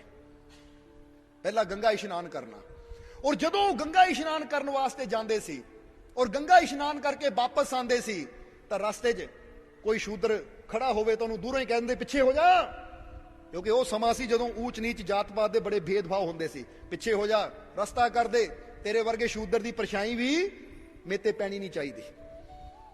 ਤਾਂ ਲੋਕ ਵੀ ਡਰਦੇ ਹੁੰਦੇ ਸੀ ਕਿਉਂਕਿ ਮਹਾਪੰਡਿਤ ਬਦਰੀਨਾਥ ਸ਼ਾਸਤਰੀ ਉਹਨਾਂ ਦਾ ਨਾਮ, ਬੜੇ ਬੜੇ ਲੋਕ ਉਹਨਾਂ ਕੋਲ ਸਲਾਹ ਲੈਣ ਆਉਂਦੇ ਹੁੰਦੇ ਸੀ। ਇਸ ਲਈ ਛੋਟੇ ਮੋਟੇ ਦਾ ਡਰਦੇ ਸੀ ਜਦੋਂ ਉਹਨਾਂ ਨੇ ਜਾਣਾ ਕਿ ਭਾਈ ਕਿਤੇ ਸਾਡੀ ਪਰਛਾਈ ਨਾ ਪੈ ਜਾਵੇ, ਕਿਤੇ ਇਹਨਾਂ ਨਾਲ ਛੂਹ ਨਾ ਜਾਈਏ। ਇਸ ਲਈ ਲੋਕਾਂ ਨੇ ਪਹਿਲਾਂ ਹੀ ਦੇਖ ਲੈਣਾ ਉਹਨਾਂ ਦੇ ਆਉਣ ਦਾ ਸਮਾਂ ਹੋ ਗਿਆ ਤਾਂ ਜਿਹੜੇ ਆਪਣੇ ਆਪ ਨੂੰ ਨੀਵੀਂ ਜਾਤੀ ਦੇ ਮੰਨਦੇ ਸੀ ਉਹਨਾਂ ਨੇ ਪਿੱਛੇ ਹੋ ਜਾਣਾ। ਹੁਣ ਇੱਕ ਸਮਾਂ ਆਇਆ ਜਦੋਂ ਉਹਨਾਂ ਦੀ ਉਮਰ 70 ਸਾਲ ਦੀ ਹੋਈ ਤਾਂ ਕੁਝ ਬਿਮਾਰ ਹੋ ਗਏ, ਪਰ ਫਿਰ ਵੀ ਉਹਨਾਂ ਨੇ ਆਪਣੇ ਜੀਵਨ ਦਾ ਨਿਯਮ ਰੱਖਿਆ। ਹੁਣ ਬਿਮਾਰੀ 'ਚ ਚੱਲ ਨਹੀਂ ਸਕਦੇ ਸੀ, ਪਰ ਉਹਨਾਂ ਨੇ ਆਪਣਾ ਇੱਕ ਸੇਵਕ ਜਿਹੜਾ ਕਿ ਉਹ ਵੀ ਬ੍ਰਾਹਮਣ ਸੀ, ਉਹਨਾਂ ਨੇ ਉਹਦੇ ਕੰਧੇ ਤੇ ਹੱਥ ਰੱਖ ਕੇ ਜਾਣਾ ਔਰ ਜਾ ਕੇ ਉਹਦੇ ਸਹਾਰੇ ਗੰਗਾ 'ਚ ਇਸ਼ਨਾਨ ਕਰਕੇ ਵਾਪਸ ਆਣਾ। ਨਿਯਮ ਉਹੀ ਰੱਖਿਆ। ਇੱਕ ਵਾਰ ਕੀ ਹੋਇਆ, ਸਵਾਮੀ ਰਾਮ ਤੀਰਥ ਉਸ ਨਗਰ ਦੇ ਵਿੱਚ ਆਏ ਜਿੱਥੇ ਬਦਰੀਨਾਥ ਸ਼ਾਸਤਰੀ ਰਹਿੰਦਾ ਸੀ। ਇਹ ਸਵਾਮੀ ਰਾਮ ਤੀਰਥ ਦੇ ਜੀਵਨ ਦੀ ਘਟਨਾ ਹੈ ਕਿ ਜਦੋਂ ਸਵਾਮੀ ਰਾਮ ਤੀਰਥ ਉਸ ਨਗਰੀ 'ਚ ਆਏ, ਬਦਰੀਨਾਥ ਸ਼ਾਸਤਰੀ ਨੂੰ ਪਤਾ ਲੱਗਾ ਸਵਾਮੀ ਰਾਮ ਤੀਰਥ ਬਾਰੇ, ਉਹਨਾਂ ਨਾਲ ਸੰਪਰਕ ਹੋਇਆ, ਉਹਨਾਂ ਨਾਲ ਮਿਲੇ, ਉਹਨਾਂ ਦਾ ਸਤਸੰਗ ਸੁਣਿਆ, ਉਹਨਾਂ ਨਾਲ ਕੁਝ ਦਿਨ ਗੁਜ਼ਾਰੇ। ਤਾਂ ਇੱਕ ਦਿਨ ਕੀ ਹੋਇਆ, ਲੋਕ ਦੇਖ ਕੇ ਹੈਰਾਨ ਰਹਿ ਗਏ ਕਿ ਉਹ ਪੰਡਿਤ ਬਦਰੀਨਾਥ ਸ਼ਾਸਤਰੀ ਜਿਹੜਾ ਕਿਸੇ ਸ਼ੂਦਰ ਨੂੰ ਆਪਣੇ ਨੇੜੇ ਨਹੀਂ ਆਣ ਦਿੰਦਾ ਸੀ, ਜਿਹੜਾ ਕਹਿੰਦਾ ਸੀ ਦੂਰ ਹੋ ਜਾਓ, ਤੁਹਾਡੀ ਪਰਛਾਈ ਵੀ ਮੇਰੇ ਤੇ ਨਹੀਂ ਪੈਣੀ ਚਾਹੀਦੀ, ਅੱਜ ਉਹ ਪੰਡਿਤ ਬਦਰੀਨਾਥ ਸ਼ਾਸਤਰੀ ਜਦੋਂ ਨਹਾ ਕੇ ਆ ਰਿਹਾ ਹੈ ਤੇ ਇੱਕ ਸ਼ੂਦਰ ਦੇ ਮੋਢੇ ਤੇ ਹੱਥ ਰੱਖ ਕੇ ਤੁਰਿਆ ਜਾ ਰਿਹਾ ਹੈ। ਉਹ ਲੋਕ ਹੈਰਾਨ ਰਹਿ ਗਏ, ਚਮਤਕਾਰ ਕਿਸ ਤਰ੍ਹਾਂ ਹੋ ਗਿਆ। ਜਿਹੜਾ ਸ਼ੂਦਰ ਨੂੰ ਆਪਣੇ ਨੇੜੇ ਨਹੀਂ ਆਣ ਦੇ ਰਿਹਾ ਸੀ, ਅੱਜ ਉਹ ਇੱਕ ਸ਼ੂਦਰ ਦੇ ਸਹਾਰੇ ਤੁਰਿਆ ਹੋਇਆ ਹੈ। ਤਾਂ ਇੱਕ ਹੋਰ ਉੱਥੇ ਬ੍ਰਾਹਮਣ ਸੀ, ਉਹਨੇ ਜਦੋਂ ਇਹ ਮੰਜ਼ਰ ਦੇਖਿਆ, ਉਹ ਆ ਕੇ ਕਹਿਣ ਲੱਗਾ ਕਿ ਪੰਡਤ ਜੀ, ਅੱਜ ਆ ਕੀ ਮੈਂ ਦੇਖ ਰਿਹਾ ਹਾਂ, ਤੁਸੀਂ ਤਾਂ ਕਿਸੇ ਸ਼ੂਦਰ ਨੂੰ ਆਪਣੇ ਨੇੜੇ ਨਹੀਂ ਆਣ ਦਿੰਦੇ ਸੀ, ਅੱਜ ਤੁਹਾਡੇ ਜੀਵਨ 'ਚ ਇਹ ਕੀ ਬਦਲਾਅ ਆ ਗਿਆ ਕਿ ਤੁਸੀਂ ਇੱਕ ਸ਼ੂਦਰ ਦਾ ਸਹਾਰਾ ਲੈ ਕੇ ਜਾ ਰਹੇ ਹੋ, ਇਹ ਕਿਸ ਤਰ੍ਹਾਂ। ਤਾਂ ਉਸ ਲਈ ਬਦਰੀਨਾਥ ਸ਼ਾਸਤਰੀ ਨੇ ਕੀ ਕਿਹਾ ਕਿ 70 ਸਾਲ ਹੋ ਗਏ ਸੀ ਮੈਨੂੰ ਗੰਗਾ 'ਚ ਨਹਾਉਂਦੇ ਨੂੰ। ਜ਼ਰਾ ਸਮਝਣਾ ਸਾਰੇ ਜੀ, 70 ਸਾਲ ਹੋ ਗਏ ਸੀ ਮੈਨੂੰ ਗੰਗਾ 'ਚ ਨਹਾਉਂਦੇ ਨੂੰ, ਪਰ ਮੇਰੇ ਅੰਦਰੋਂ ਇਹ ਊਚ ਨੀਚ ਜਾਤ ਪਾਤ ਦੀ ਮੈਲ ਨਹੀਂ ਤੁਲੀ ਸੀ। ਪਰ 2 ਦਿਨ ਮੈਂ ਸਵਾਮੀ ਰਾਮ ਤੀਰਥ ਦਾ ਸੰਗ ਕੀਤਾ, ਉਹਨਾਂ ਨੂੰ ਆਪਣਾ ਗੁਰੂ ਬਣਾਇਆ, ਉਹਨਾਂ ਦੇ ਕੋਲੋਂ ਨਾਮ ਦੀ ਦਾਤ ਲਈ, ਤਾਂ ਉਹਨਾਂ ਦੀ ਬਾਣੀ ਨੇ ਇਦਾਂ ਦਾ ਅਸਰ ਕੀਤਾ, ਮੇਰੇ ਮਨ ਦੀ ਸਾਰੀ ਮੈਲ ਧੋ ਦਿੱਤੀ। ਹੁਣ ਮੈਨੂੰ ਕੋਈ ਫਰਕ ਨਹੀਂ ਪੈਂਦਾ ਕੌਣ ਊਚ ਹੈ ਕੌਣ ਨੀਚ ਹੈ, ਕਿਉਂਕਿ ਹੁਣ ਮੈਨੂੰ ਸਭ ਦੇ ਅੰਦਰ ਹੀ ਉਹ ਭਗਵਾਨ ਨਜ਼ਰ ਆਉਂਦਾ ਹੈ। ਇਹ ਬਦਰੀਨਾਥ ਸ਼ਾਸਤਰੀ ਦੇ ਜੀਵਨ ਦੀ ਘਟਨਾ ਕਿਉਂ ਦੱਸੀ ਤੁਹਾਨੂੰ ਕਿ 70 ਸਾਲ ਉਹ ਦੱਸਦੇ ਐ ਮੈਂ ਗੰਗਾ 'ਚ ਨਹਾਉਂਦਾ ਰਿਹਾ, ਪਰ ਮੇਰੇ ਮਨ ਦੀ ਮੈਲ ਸਾਫ਼ ਨਹੀਂ ਹੋਈ। ਮਨ 'ਚ ਉਹ ਊਚ ਨੀਚ ਜਾਤ ਪਾਤ ਦੇ ਭੇਦਭਾਵ ਉਸੇ ਤਰ੍ਹਾਂ ਖੜੇ ਰਹੇ। ਪਰ ਜਦੋਂ 2 ਦਿਨ ਮੈਂ ਰਾਮ ਤੀਰਥ ਦੀ ਬਾਣੀ ਸੁਣੀ, ਔਰ ਕੱਲ ਰਾਤ ਹੀ ਮੈਂ ਉਹਨਾਂ ਦੇ ਬਾਣੀ ਤੋਂ ਇੰਨਾ ਪ੍ਰਭਾਵਿਤ ਹੋਇਆ ਕਿ ਉਹਨਾਂ ਦੇ ਚਰਨਾਂ ਤੇ ਸਿਰ ਰੱਖ ਦਿੱਤਾ ਕਿ ਮੈਨੂੰ ਆਪਣੇ ਨਾਮ ਨਾਲ ਜੋੜੋ। ਮੈਂ ਸ਼ਾਸਤਰ ਬਹੁਤ ਪੜ੍ਹੇ, ਹਰ ਧਾਰਮਿਕ ਗ੍ਰੰਥ ਪੜ੍ਹਿਆ, ਗੰਗਾ 'ਚ ਵੀ ਇਸ਼ਨਾਨ ਕਰਦਾ ਹਾਂ, ਪਰ ਤੁਹਾਡੀ ਬਾਣੀ ਸੁਣ ਕੇ ਜੋ ਅੰਦਰ ਸ਼ਾਂਤੀ ਮਿਲੀ, ਉਹ ਗਿਆਨ ਮਿਲਿਆ ਸਵਾਮੀ ਰਾਮ ਤੀਰਥ ਦੇ ਕੋਲੋਂ। ਫਿਰ ਜਦੋਂ ਨਾਮ ਦੀ ਦਾਤ ਦਿੱਤੀ ਤਾਂ ਅੰਦਰਲੇ ਭਰਮਾਂ ਦਾ ਅੰਧਕਾਰ ਦੂਰ ਹੋਇਆ। ਤਾਂ ਹੁਣ ਮੈਨੂੰ ਕੋਈ ਫਰਕ ਨਹੀਂ ਪੈਂਦਾ ਕੌਣ ਊਚ ਕੌਣ ਨੀਚ, ਕਿਉਂਕਿ ਹੁਣ ਮੈਨੂੰ ਸਭ ਦੇ ਅੰਦਰ ਹੀ ਉਹ ਭਗਵਾਨ ਦੀ ਜੋਤ ਨਜ਼ਰ ਆਉਂਦੀ ਹੈ। ਕਹਿੰਦੇ ਮੇਰਾ ਜੀਵਨ ਬਦਲ ਗਿਆ ਗੁਰੂ ਦੇ ਚਰਨਾਂ ਨਾਲ ਜੁੜ ਕੇ, ਕਿਉਂਕਿ ਮੇਰੇ ਅੰਦਰਲੇ ਸਾਰੇ ਭੇਦਭਾਵ ਖਤਮ ਹੋ ਗਏ। ਹੁਣ ਇੱਥੋਂ ਕੀ ਸਮਝਣਾ ਹੈ, ਉਹਨਾਂ ਨੇ ਇਹ ਗੱਲ ਜੋ ਕਹੀ ਕਿ 70 ਸਾਲ ਹੋ ਗਏ ਸੀ ਨਹਾਉਂਦੇ ਨੂੰ, ਪਰ ਤਨ ਨਹੀਂ ਸਾਫ਼ ਹੋਇਆ ਸੀ, ਮਨ ਦੀ ਮੈਲ ਨਹੀਂ ਉਤਰੀ, ਪਰ ਉਹਨਾਂ ਦੀ ਸੋਬਤ ਕਰਦਿਆਂ ਮੇਰੇ ਮਨ ਦੀ ਮੈਲ ਸਾਫ਼ ਹੋ ਗਈ। ਤਾਂ ਹੀ ਤਾਂ ਬੁੱਲੇ ਸ਼ਾਹ ਵੀ ਕਹਿੰਦੇ ਆ ਨਾ ਕਿ ਗੰਗਾ ਨਹਾਉਣ ਦਾ ਕੀ ਫਾਇਦਾ, ਜਦ ਹਜ ਮੱਕੇ ਜਾਣ ਦਾ ਕੀ ਫਾਇਦਾ, ਜੇ ਆਪਣੇ ਅੰਦਰੋਂ ਮਨ ਹੀ ਨਾ ਸਾਫ਼ ਹੋਇਆ। ਬਾਹਰੋਂ ਧੋਵੇ ਲੱਤਾਂ ਗੋਡੇ, ਤੇਰੇ ਅੰਦਰੇ ਰਹੀ ਪਲੀਤੀ। ਉਹ ਕਹਿੰਦੇ ਬਾਹਰੋਂ ਲੱਤਾਂ ਧੋਈ ਜਾਵੇਂ, ਗੋਡੇ ਧੋਈ ਜਾਵੇਂ, ਮਲ ਮਲ ਕੇ ਨਹਾਈ ਜਾਵੇਂ, ਪਰ ਜੇ ਅੰਦਰੋਂ ਹੀ ਪਲੀਤ ਰਿਆਂ ਤਾਂ ਬਾਹਰਲੀ ਸਫਾਈ ਦਾ ਕੀ ਫਾਇਦਾ। ਇਸ ਲਈ ਇੱਥੇ ਕਬੀਰ ਸਾਹਿਬ ਜੋ ਕਹਿ ਰਹੇ ਨਾ, ਕਬੀਰ ਗੁਰੂ ਸੇ ਮਿਲਕਰ ਧਿਆਇਓ ਘਟ ਘਟ ਰੂਪ ਪਹਿਚਾਨ, ਤਾਂ ਕਬੀਰ ਸਾਹਿਬ ਕਹਿੰਦੇ ਗੁਰੂ ਚਰਨਾਂ ਨਾਲ ਜੁੜ, ਫੇਰ ਹੀ ਗੁਰੂ ਤੈਨੂੰ ਉਸ ਅਵਸਥਾ ਤੱਕ ਲੈ ਕੇ ਜਾਏਗਾ ਜਿੱਥੇ ਘਟ ਘਟ ਦੇ ਅੰਦਰ ਤੈਨੂੰ ਭਗਵਾਨ ਨਜ਼ਰ ਆਏਗਾ। ਜਿਸ ਤਰ੍ਹਾਂ ਬਦਰੀਨਾਥ ਸ਼ਾਸਤਰੀ ਦੱਸੀ ਕਿ ਜਦੋਂ ਤੱਕ ਗੁਰੂ ਚਰਨਾਂ ਨਾਲ ਨਹੀਂ ਜੁੜੇ ਸੀ, ਉਹਨਾਂ ਦੇ ਮਨ 'ਚ ਭੇਦਭਾਵ ਸੀ, ਬੇਸ਼ੱਕ ਹੋਰ ਸਾਰੇ ਕਰਮ ਕਾਂਡ ਕਰਦੇ ਸੀ, ਪਰ ਜਿੱਦਾਂ ਹੀ ਗੁਰੂ ਚਰਨਾਂ ਨਾਲ ਮੁਲਾਕਾਤ ਹੋਈ, ਸਵਾਮੀ ਰਾਮ ਤੀਰਥ ਨਾਲ ਉਹਨਾਂ ਦਾ ਮੇਲ ਹੋਇਆ, ਤਾਂ ਅੰਦਰ ਦੀ ਮੈਲ ਵੀ ਸਾਫ਼ ਹੋ ਗਈ। ਔਰ ਪਰਮਾਤਮਾ ਕਿਹਨਾਂ ਨੂੰ ਮਿਲਦਾ ਹੈ? ਪਰਮਾਤਮਾ ਉਹਨੂੰ ਨਹੀਂ ਮਿਲਦਾ ਹੈ ਜਿਨ੍ਹਾਂ ਦਾ ਮਨ ਸਾਫ਼ ਹੋਵੇ, ਜਿਨ੍ਹਾਂ ਦਾ ਮਨ ਨਿਰਮਲ ਹੋਵੇ। ਔਰ ਮਨ ਨਿਰਮਲ ਹੁੰਦਾ ਹੈ ਗੁਰੂ ਚਰਨਾਂ ਨਾਲ ਜੁੜ ਕੇ। ਇਸ ਲਈ ਕਹਿੰਦੇ ਨਾ, ਗੁਰੂ ਧੋਬੀ ਸ਼ਿਸ਼ ਕੱਪੜਾ, ਸਾਬੁਣ ਸਿਰਜਣਹਾਰ, ਸੁਰਤ ਸ਼ਿਲਾ ਪਰ ਧੋਈਏ ਤੋਂ ਨਿਕਸੇ ਰੰਗ ਅਪਾਰ। ਕਹਿੰਦੇ ਗੁਰੂ ਧੋਬੀ ਦੀ ਤਰ੍ਹਾਂ ਹੈ ਔਰ ਸੇਵਕ ਕੱਪੜੇ ਦੀ ਤਰ੍ਹਾਂ ਹੈ। ਔਰ ਸਾਬੁਣ ਕੀ ਹੈ? ਸਾਬੁਣ ਸਿਰਜਣਹਾਰ।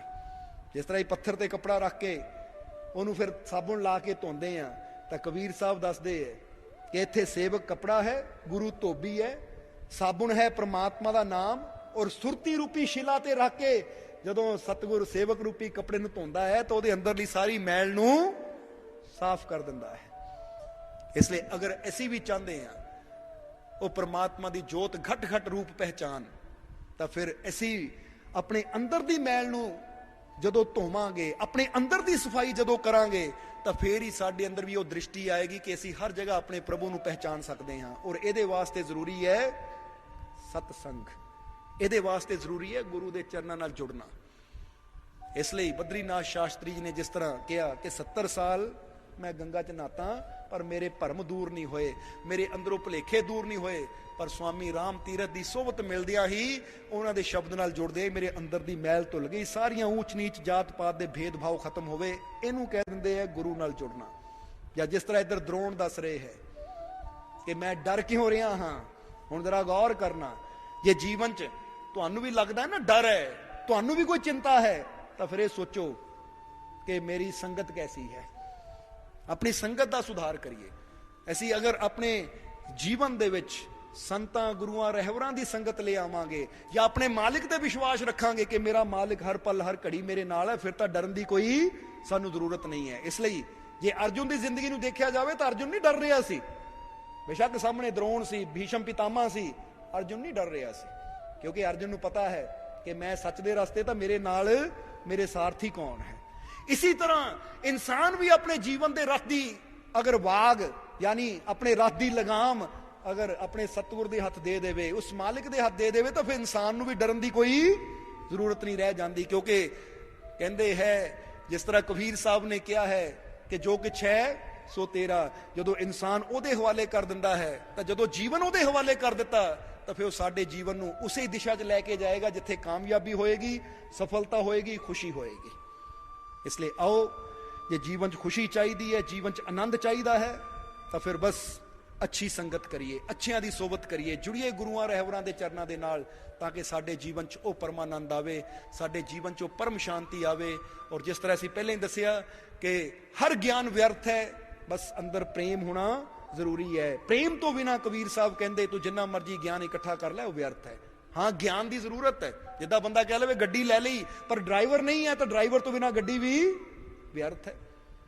बोलो समझदे हो कि नहीं? बंदे ने पखा तो ला लिया पर जे पिछे लाइट ही नहीं है तो पखा वो काम नहीं कर सकता, वो सानू फायदा नहीं दे सकता जिस वास्ते असी लाया है। इसी तरह ज्ञान भी सानू उदों लाभ दिंदा है जदों अंदर प्रेम होवे। इसलिए कबीर साहब का कहना या गुरुआं रहबरां का कहना है कि अपने अंदर प्रेम पैदा कर, ताकि तू उस उच्ची मंजिल तक पहुंच सके कि जिथे तेरी मुलाकात उस प्रभु नाल हो सके, उस परमानंद ना हो सके और तेरा ये जीवन ये जन्म सफल हो सके। इसलिए आओ अपने अंदर यकीन पैदा करिए, अपने अंदर विश्वास पैदा करिए, अपने हृदय नूं रंगीए अपने मालिक दे विश्वास दे प्रेम दे रंग च। क्योंकि जो विश्वास नाल अपने मालिक दे हो गए तो फिर उन्हां नूं जीवन च कोई घाट नहीं आती, उन्हां नूं फिर जीवन च कोई कमी नहीं आती। क्योंकि जिहड़ा ओहदा हो के ओहदे मार्ग ते चल पिया, फिर ओहदी संभाल ओहदी रक्षा वो मालिक आप करदा है। इत्थे एक घटना दसना चाहते हैं तुहानूं, ये बड़ी प्यारी घटना याद आ गई सानूं कि मालकां नाल प्रेम करने वाला एक परिवार, जरा समझना कपूरथले तो है, शायद अज वो जीव आए नहीं पर वो काफ़ी जीव सेवा ते आंदे है कि उन्हां नूं वैसे कहंदे कपूरथले वाली, नाम शायद बलवीर कौर है। तो हुण उन्हां दे जीवन की घटना दसनी चाहते हैं तुहानूं कि अज तो कुछ साल पहला वो दसदे कि बागपुरों मैं आना सी, यानी सेवा ते आंदे हुंदे सी रोज़ बुधवार शाम नूं कि बागपुरों आना सी मैं, पर मैनू आंदी आंदी नूं पिछे बस लेट मिली, 9:30 10 का टाइम हो गया। अज तो 10-12 साल पहला की घटना कि जदों मैं बागपुर उतरी, दुकानां बंद, कोई भी है नहीं सी, तो मैं सोचिया हुण जावां किद्दां। और मैं फिर तुर पे मालिक नूं याद करदियां, पर अंदर डर भी सी कि बागपुर तो कांटियां दूर है, कांटियां बागपुर तो दूर है और रस्ते च सुनसान रस्ता, मन च डर भी सी। पर फिर मैं याद किया कि मेरा मालिक मेरे नाल है, क्योंकि मालिक सत्संग कहते कल्ले ना समझो अपने आप नूं, वो मालिक साडे नाल है। कहते बस मैं अपने मालिक नूं याद करके हौली हौली तुर पई। हाले मैं तुरदी तुरदी बागपुर दीयां दुकानां ही क्रॉस कीतियां सी कि अचानक पिछों की आया कि साइकिल ते बुजुर्ग जिन्हें तंबा लाया, चिट्टी चादर, चिट्टा कुर्ता पाया, तो वो साइकिल ते आ रहा है। उन्हें मैनू देख के साइकिल रोकिया और उतर के कहने लग पिया, बेटा तू कित्थे जाना है?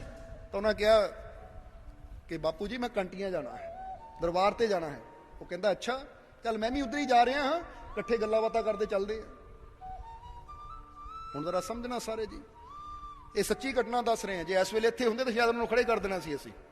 ਇਹ ਕੋਈ ਕਹਾਣੀ ਨਹੀਂ ਸੁਣਾ ਰਹੇ, ਤੁਹਾਨੂੰ ਦੱਸ ਰਹੇ ਹਾਂ ਕਿ ਜਿਹਦੇ ਦਿਲ 'ਚ ਪਿਆਰ ਹੈ, ਵਿਸ਼ਵਾਸ ਹੈ, ਵੀ ਕਿੱਦਾਂ ਮਾਲਿਕ ਹਰ ਕਦਮ ਤੇ ਉਹਦੀ ਸੰਭਾਲ ਕਰਦੇ ਹੈ। ਔਰ ਨਾਮ ਇਸੇ ਲਈ ਦੱਸਿਆ ਕਿ ਜਿਹੜੇ ਜੀਵ ਉਹਨਾਂ ਨੂੰ ਜਾਣਦੇ ਉਹ ਪੁੱਛ ਵੀ ਸਕਦੇ ਆ ਕਿ ਇਹ ਘਟਨਾ ਕਿੱਦਾਂ ਹੈ। ਉਹ ਆਪਣੇ ਆਪ ਹੀ ਵਿਸਤਾਰ ਨਾਲ ਦੱਸ ਦੇਣਗੇ।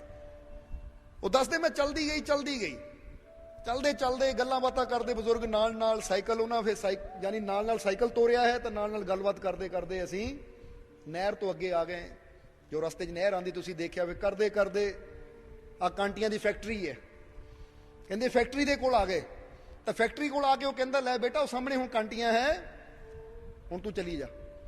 ਤਾਂ ਕਹਿੰਦੀ ਹਾਂ ਬਾਬਾ ਜੀ ਮੈਨੂੰ ਪਤਾ ਹੈ ਕਿ ਸਾਹਮਣੇ ਕਾਂਟੀਆਂ ਹੀ ਹੈ, ਤੁਸੀਂ ਫਿਕਰ ਨਾ ਕਰੋ, ਤੁਸੀਂ ਕਿੱਥੇ ਜਾਣਾ ਸੀ?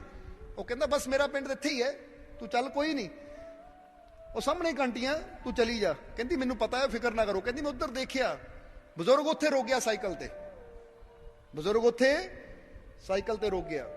ਤਾਂ ਮੈਂ ਜਿੱਦਾਂ ਹੀ ਅੱਗੇ ਨੂੰ ਤੁਰੀ ਫਿਰ ਮੈਂ ਪਿੱਛੇ ਮੁੜ ਕੇ ਦੇਖਿਆ ਤਾਂ ਨਾ ਉੱਥੇ ਬਜ਼ੁਰਗ ਸੀ ਨਾ ਹੀ ਸਾਈਕਲ ਸੀ, ਕੋਈ ਵੀ ਹੈ ਨਹੀਂ ਸੀ। ਕਿ ਮੈਂ ਕਿਹਾ 4 ਕਦਮ ਤਾਂ ਹਲੇ ਚਲੀ ਆ, ਪਿੱਛੇ ਨੂੰ ਮੁੜ ਕੇ ਦੇਖਿਆ ਕਿ ਬਾਪੂ ਜੀ ਕਿੱਧਰ ਜਾਣਗੇ, ਪਰ ਪਿੱਛੇ ਨੂੰ ਘੁੰਮ ਕੇ ਦੇਖਿਆ ਤਾਂ ਨਾ ਉੱਥੇ ਕੋਈ ਬਜ਼ੁਰਗ ਨਾ ਹੀ ਕੋਈ ਸਾਈਕਲ। ਨਹੀਂ ਤਾਂ ਇੰਨੀ ਜਲਦੀ ਬੰਦਾ ਸਾਈਕਲ ਲੈ ਕੇ ਹਾਲੇ ਕਹਿੰਦੀ 4 ਕਦਮ ਹੀ ਮੈਂ ਚਲੀ ਸੀ ਅੱਗੇ ਨੂੰ, ਕਹਿ ਕੇ ਕਿ ਮੈਨੂੰ ਪਤਾ ਤੁਸੀਂ ਫਿਕਰ ਨਾ ਕਰੋ ਮੈਂ ਚਲੀ ਜਾਣਾ। ਕਹਿੰਦੀ ਅੱਗੇ ਗਈ, ਮੈਂ ਫੇਰ ਸੋਚਿਆ ਪਿੱਛੇ ਮੁੜ ਕੇ ਦੇਖਾਂ ਬਜ਼ੁਰਗ ਨੂੰ ਥੈਂਕ ਯੂ ਜਾਂ ਧੰਨਵਾਦ ਕਹਿ ਦੇਵਾਂ, ਪਰ ਪਿੱਛੇ ਦੇਖਿਆ ਕੋਈ ਹੈ ਹੀ ਨਹੀਂ। ਫਿਰ ਉਹਨਾਂ ਸਾਨੂੰ ਇਹ ਗੱਲ ਦੱਸੀ ਤਾਂ ਸੀ ਕਿ ਇੱਕ ਗੱਲ ਹਮੇਸ਼ਾ ਐਸੀ ਕਹੀ ਦੀ ਹੈ ਕਿ ਜਦੋਂ ਕਿਤੇ ਵੀ ਚੱਲਣਾ ਹੈ ਤਾਂ ਯਕੀਨ ਰੱਖੋ ਕਿ ਹਰ ਕਦਮ ਤੇ ਮੇਰਾ ਮਾਲਿਕ ਮੇਰੇ ਨਾਲ ਹੈ। ਇਸੇ ਲਈ ਤਾਂ ਸੰਤ ਨਾਰਾਇਣ स्वामी ਵੀ ਕਹਿੰਦੇ ਆ ਕਿ ਨਾਰਾਇਣ ਸੰਸਾਰ में सबसे मिलिए धाए, ना जाने किस भेष में वो मालिक मिल जाए। ਕਿ ਪਤਾ ਨਹੀਂ ਉਹ ਪ੍ਰਮਾਤਮਾ ਉਹ ਪ੍ਰਭੂ ਕਿਸ ਰੂਪ ਚ ਆ ਜਾਂਦਾ ਹੈ ਕਿ ਜੇ ਤੁਸੀਂ ਮਾਲਕਾਂ ਤੇ ਵਿਸ਼ਵਾਸ ਕਰਕੇ ਚਲੇ ਸੀ ਤਾਂ ਮਾਲਕ ਅਨੇਕਾਂ ਰੂਪਾਂ ਚ ਆ ਕੇ ਸਾਡੇ ਨਾਲ ਸਾਨੂੰ ਹੌਸਲਾ ਦੇਣ ਲਈ ਖੜ ਜਾਂਦੇ ਆ। ਉਹ ਕਹਿੰਦੀ ਹੌਸਲਾ ਤਾਂ ਮੈਨੂੰ ਉਦੋਂ ਬੜਾ ਹੋਇਆ ਕਿ ਇੱਕ ਬਜ਼ੁਰਗ ਮਿਲ ਗਿਆ ਜਿਹਨਾਂ ਬੇਟਾ ਕਿਹਾ ਹੈ ਔਰ ਮੇਰੇ ਨਾਲ ਗੱਲਾਂ ਕਰਦਾ ਆ ਰਿਹਾ, ਗੱਲਾਂ ਵੀ ਕਹਿੰਦੇ ਬੜੀਆਂ ਪਿਆਰੀਆਂ ਪਿਆਰੀਆਂ ਕੀਤੀਆਂ, ਪਰਮਾਤਮਾ ਦੇ ਘਰ ਦੀਆਂ ਹੀ ਗੱਲਾਂ, ਨਾਮ ਦੀਆਂ ਹੀ ਗੱਲਾਂ। ਔਰ ਮੈਨੂੰ ਬੜਾ ਹੌਸਲਾ ਹੋਇਆ ਕਿ ਚਲੋ ਇੱਕ ਬਜ਼ੁਰਗ ਮਿਲ ਗਿਆ ਕਿ ਇੱਕ ਪਿਤਾ ਦੀ ਤਰ੍ਹਾਂ ਹੈ, ਸਿਆਣਾ ਬਜ਼ੁਰਗ ਹੈ ਕਿ ਇਹਨਾਂ ਗੱਲਾਂ ਕਰਦੇ ਕਰਦੇ ਜਾਵਾਂਗੇ, ਕੋਈ ਡਰ ਨਹੀਂ ਰਹਿ ਜਾਏਗਾ। ਪਰ ਕਹਿੰਦੀ ਉਦੋਂ ਮੈਂ ਦੇਖ ਕੇ ਹੈਰਾਨ ਜਦੋਂ ਉਹ ਗਾਇਬ ਹੀ ਹੋ ਗਿਆ। ਹੁਣ ਇੱਥੋਂ ਕੀ ਪਤਾ ਲੱਗਦਾ ਹੈ ਕਿ ਅਗਰ ਸਾਡੇ ਅੰਦਰ ਵਿਸ਼ਵਾਸ ਹੈ, ਯਕੀਨ ਹੈ, ਤਾਂ ਫਿਰ ਮਾਲਿਕ ਸਾਨੂੰ ਇਕੱਲੇ ਨਹੀਂ ਰਹਿਣ ਦਿੰਦੇ। ਉਹ ਹਰ ਕਦਮ ਤੇ ਹਰ ਪਲ ਹਰ ਘੜੀ ਸਾਡੇ ਨਾਲ ਚੱਲਦੇ ਹੈ, ਸਾਡੀ ਰੱਖਿਆ ਕਰਦੇ ਹੈ, ਸਾਡੀ ਸੰਭਾਲ ਕਰਦੇ ਹੈ। ਔਰ ਸਾਡੀ ਸੰਭਾਲ ਕਿਉਂ ਨਾ ਕਰੇ ਜਦੋਂ ਅਸੀਂ ਤੁਰ ਪਏ ਉਹਦੇ ਪਿਆਰ ਦੇ ਨਾਲ, ਤੁਰ ਪਏ ਉਹਦੇ ਵਿਸ਼ਵਾਸ ਦੇ ਨਾਲ, ਤਾਂ ਫਿਰ ਕਦੀ ਵਾਕਿਆ ਹੀ ਆਪਣੇ ਆਪ ਨੂੰ ਇਕੱਲਾ ਨਾ ਤੁਸੀਂ ਸਮਝੋ। ਇਸ ਲਈ ਆਓ, ਜੇ ਤੁਸੀਂ ਚਾਹੁੰਦੇ ਹੋ ਹਰ ਕਦਮ ਤੇ ਸਾਨੂੰ ਹਿੰਮਤ ਮਿਲੇ, ਹੌਸਲਾ ਮਿਲੇ, ਤਾਂ ਫਿਰ ਅਸੀਂ ਵੀ ਵਿਸ਼ਵਾਸ ਰੱਖੀਏ ਕਿ ਮੈਂ ਇਕੱਲਾ ਨਹੀਂ ਹਾਂ, ਮੇਰਾ ਮਾਲਿਕ ਮੇਰੇ ਨਾਲ ਹੈ। ਕਿਉਂਕਿ ਜਦੋਂ ਇੰਨੇ ਵਿਸ਼ਵਾਸ ਨਾਲ ਤੁਸੀਂ ਚੱਲ ਪਏ ਤਾਂ ਫਿਰ ਵਾਕਿਆ ਤੁਸੀਂ ਇਕੱਲੇ ਨਹੀਂ ਹੋ, ਫਿਰ ਹਰ ਕਦਮ ਤੇ ਉਹ ਤੁਹਾਡੇ ਨਾਲ ਹੈ। ਇਸ ਲਈ ਆਓ ਆਪਣੇ ਮਨ 'ਚ ਵਿਸ਼ਵਾਸ ਰੱਖੀਏ, ਆਪਣੇ ਅੰਦਰ ਪ੍ਰੇਮ ਪੈਦਾ ਕਰੀਏ ਆਪਣੇ ਮਾਲਿਕ ਦਾ। ਔਰ ਇਹ ਗੱਲ ਹਮੇਸ਼ਾ ਯਾਦ ਰੱਖੋ, ਜਿੱਥੇ ਪਿਆਰ ਹੈ, ਜਿੱਥੇ ਵਿਸ਼ਵਾਸ ਹੈ, ਫਿਰ ਉੱਥੇ ਮਾਲਕ ਦੀਆਂ ਰਹਿਮਤਾਂ ਨਾਲ ਝੋਲੀਆਂ ਵੀ ਜ਼ਰੂਰ ਭਰਦੀਆਂ, ਫਿਰ ਕੋਈ ਕਮੀ, ਕੋਈ ਤੋਟ, ਕੋਈ ਘਾਟ ਵੀ ਨਹੀਂ ਰਹਿੰਦੀ। ਸੋਹਣਾ ਸੋਹਣਾ ਮੇਰਾ ਮੁਰਸ਼ਿਦ ਸੋਹਣਾ, ਸੋਹਣਾ ਸੋਹਣਾ ਮੇਰਾ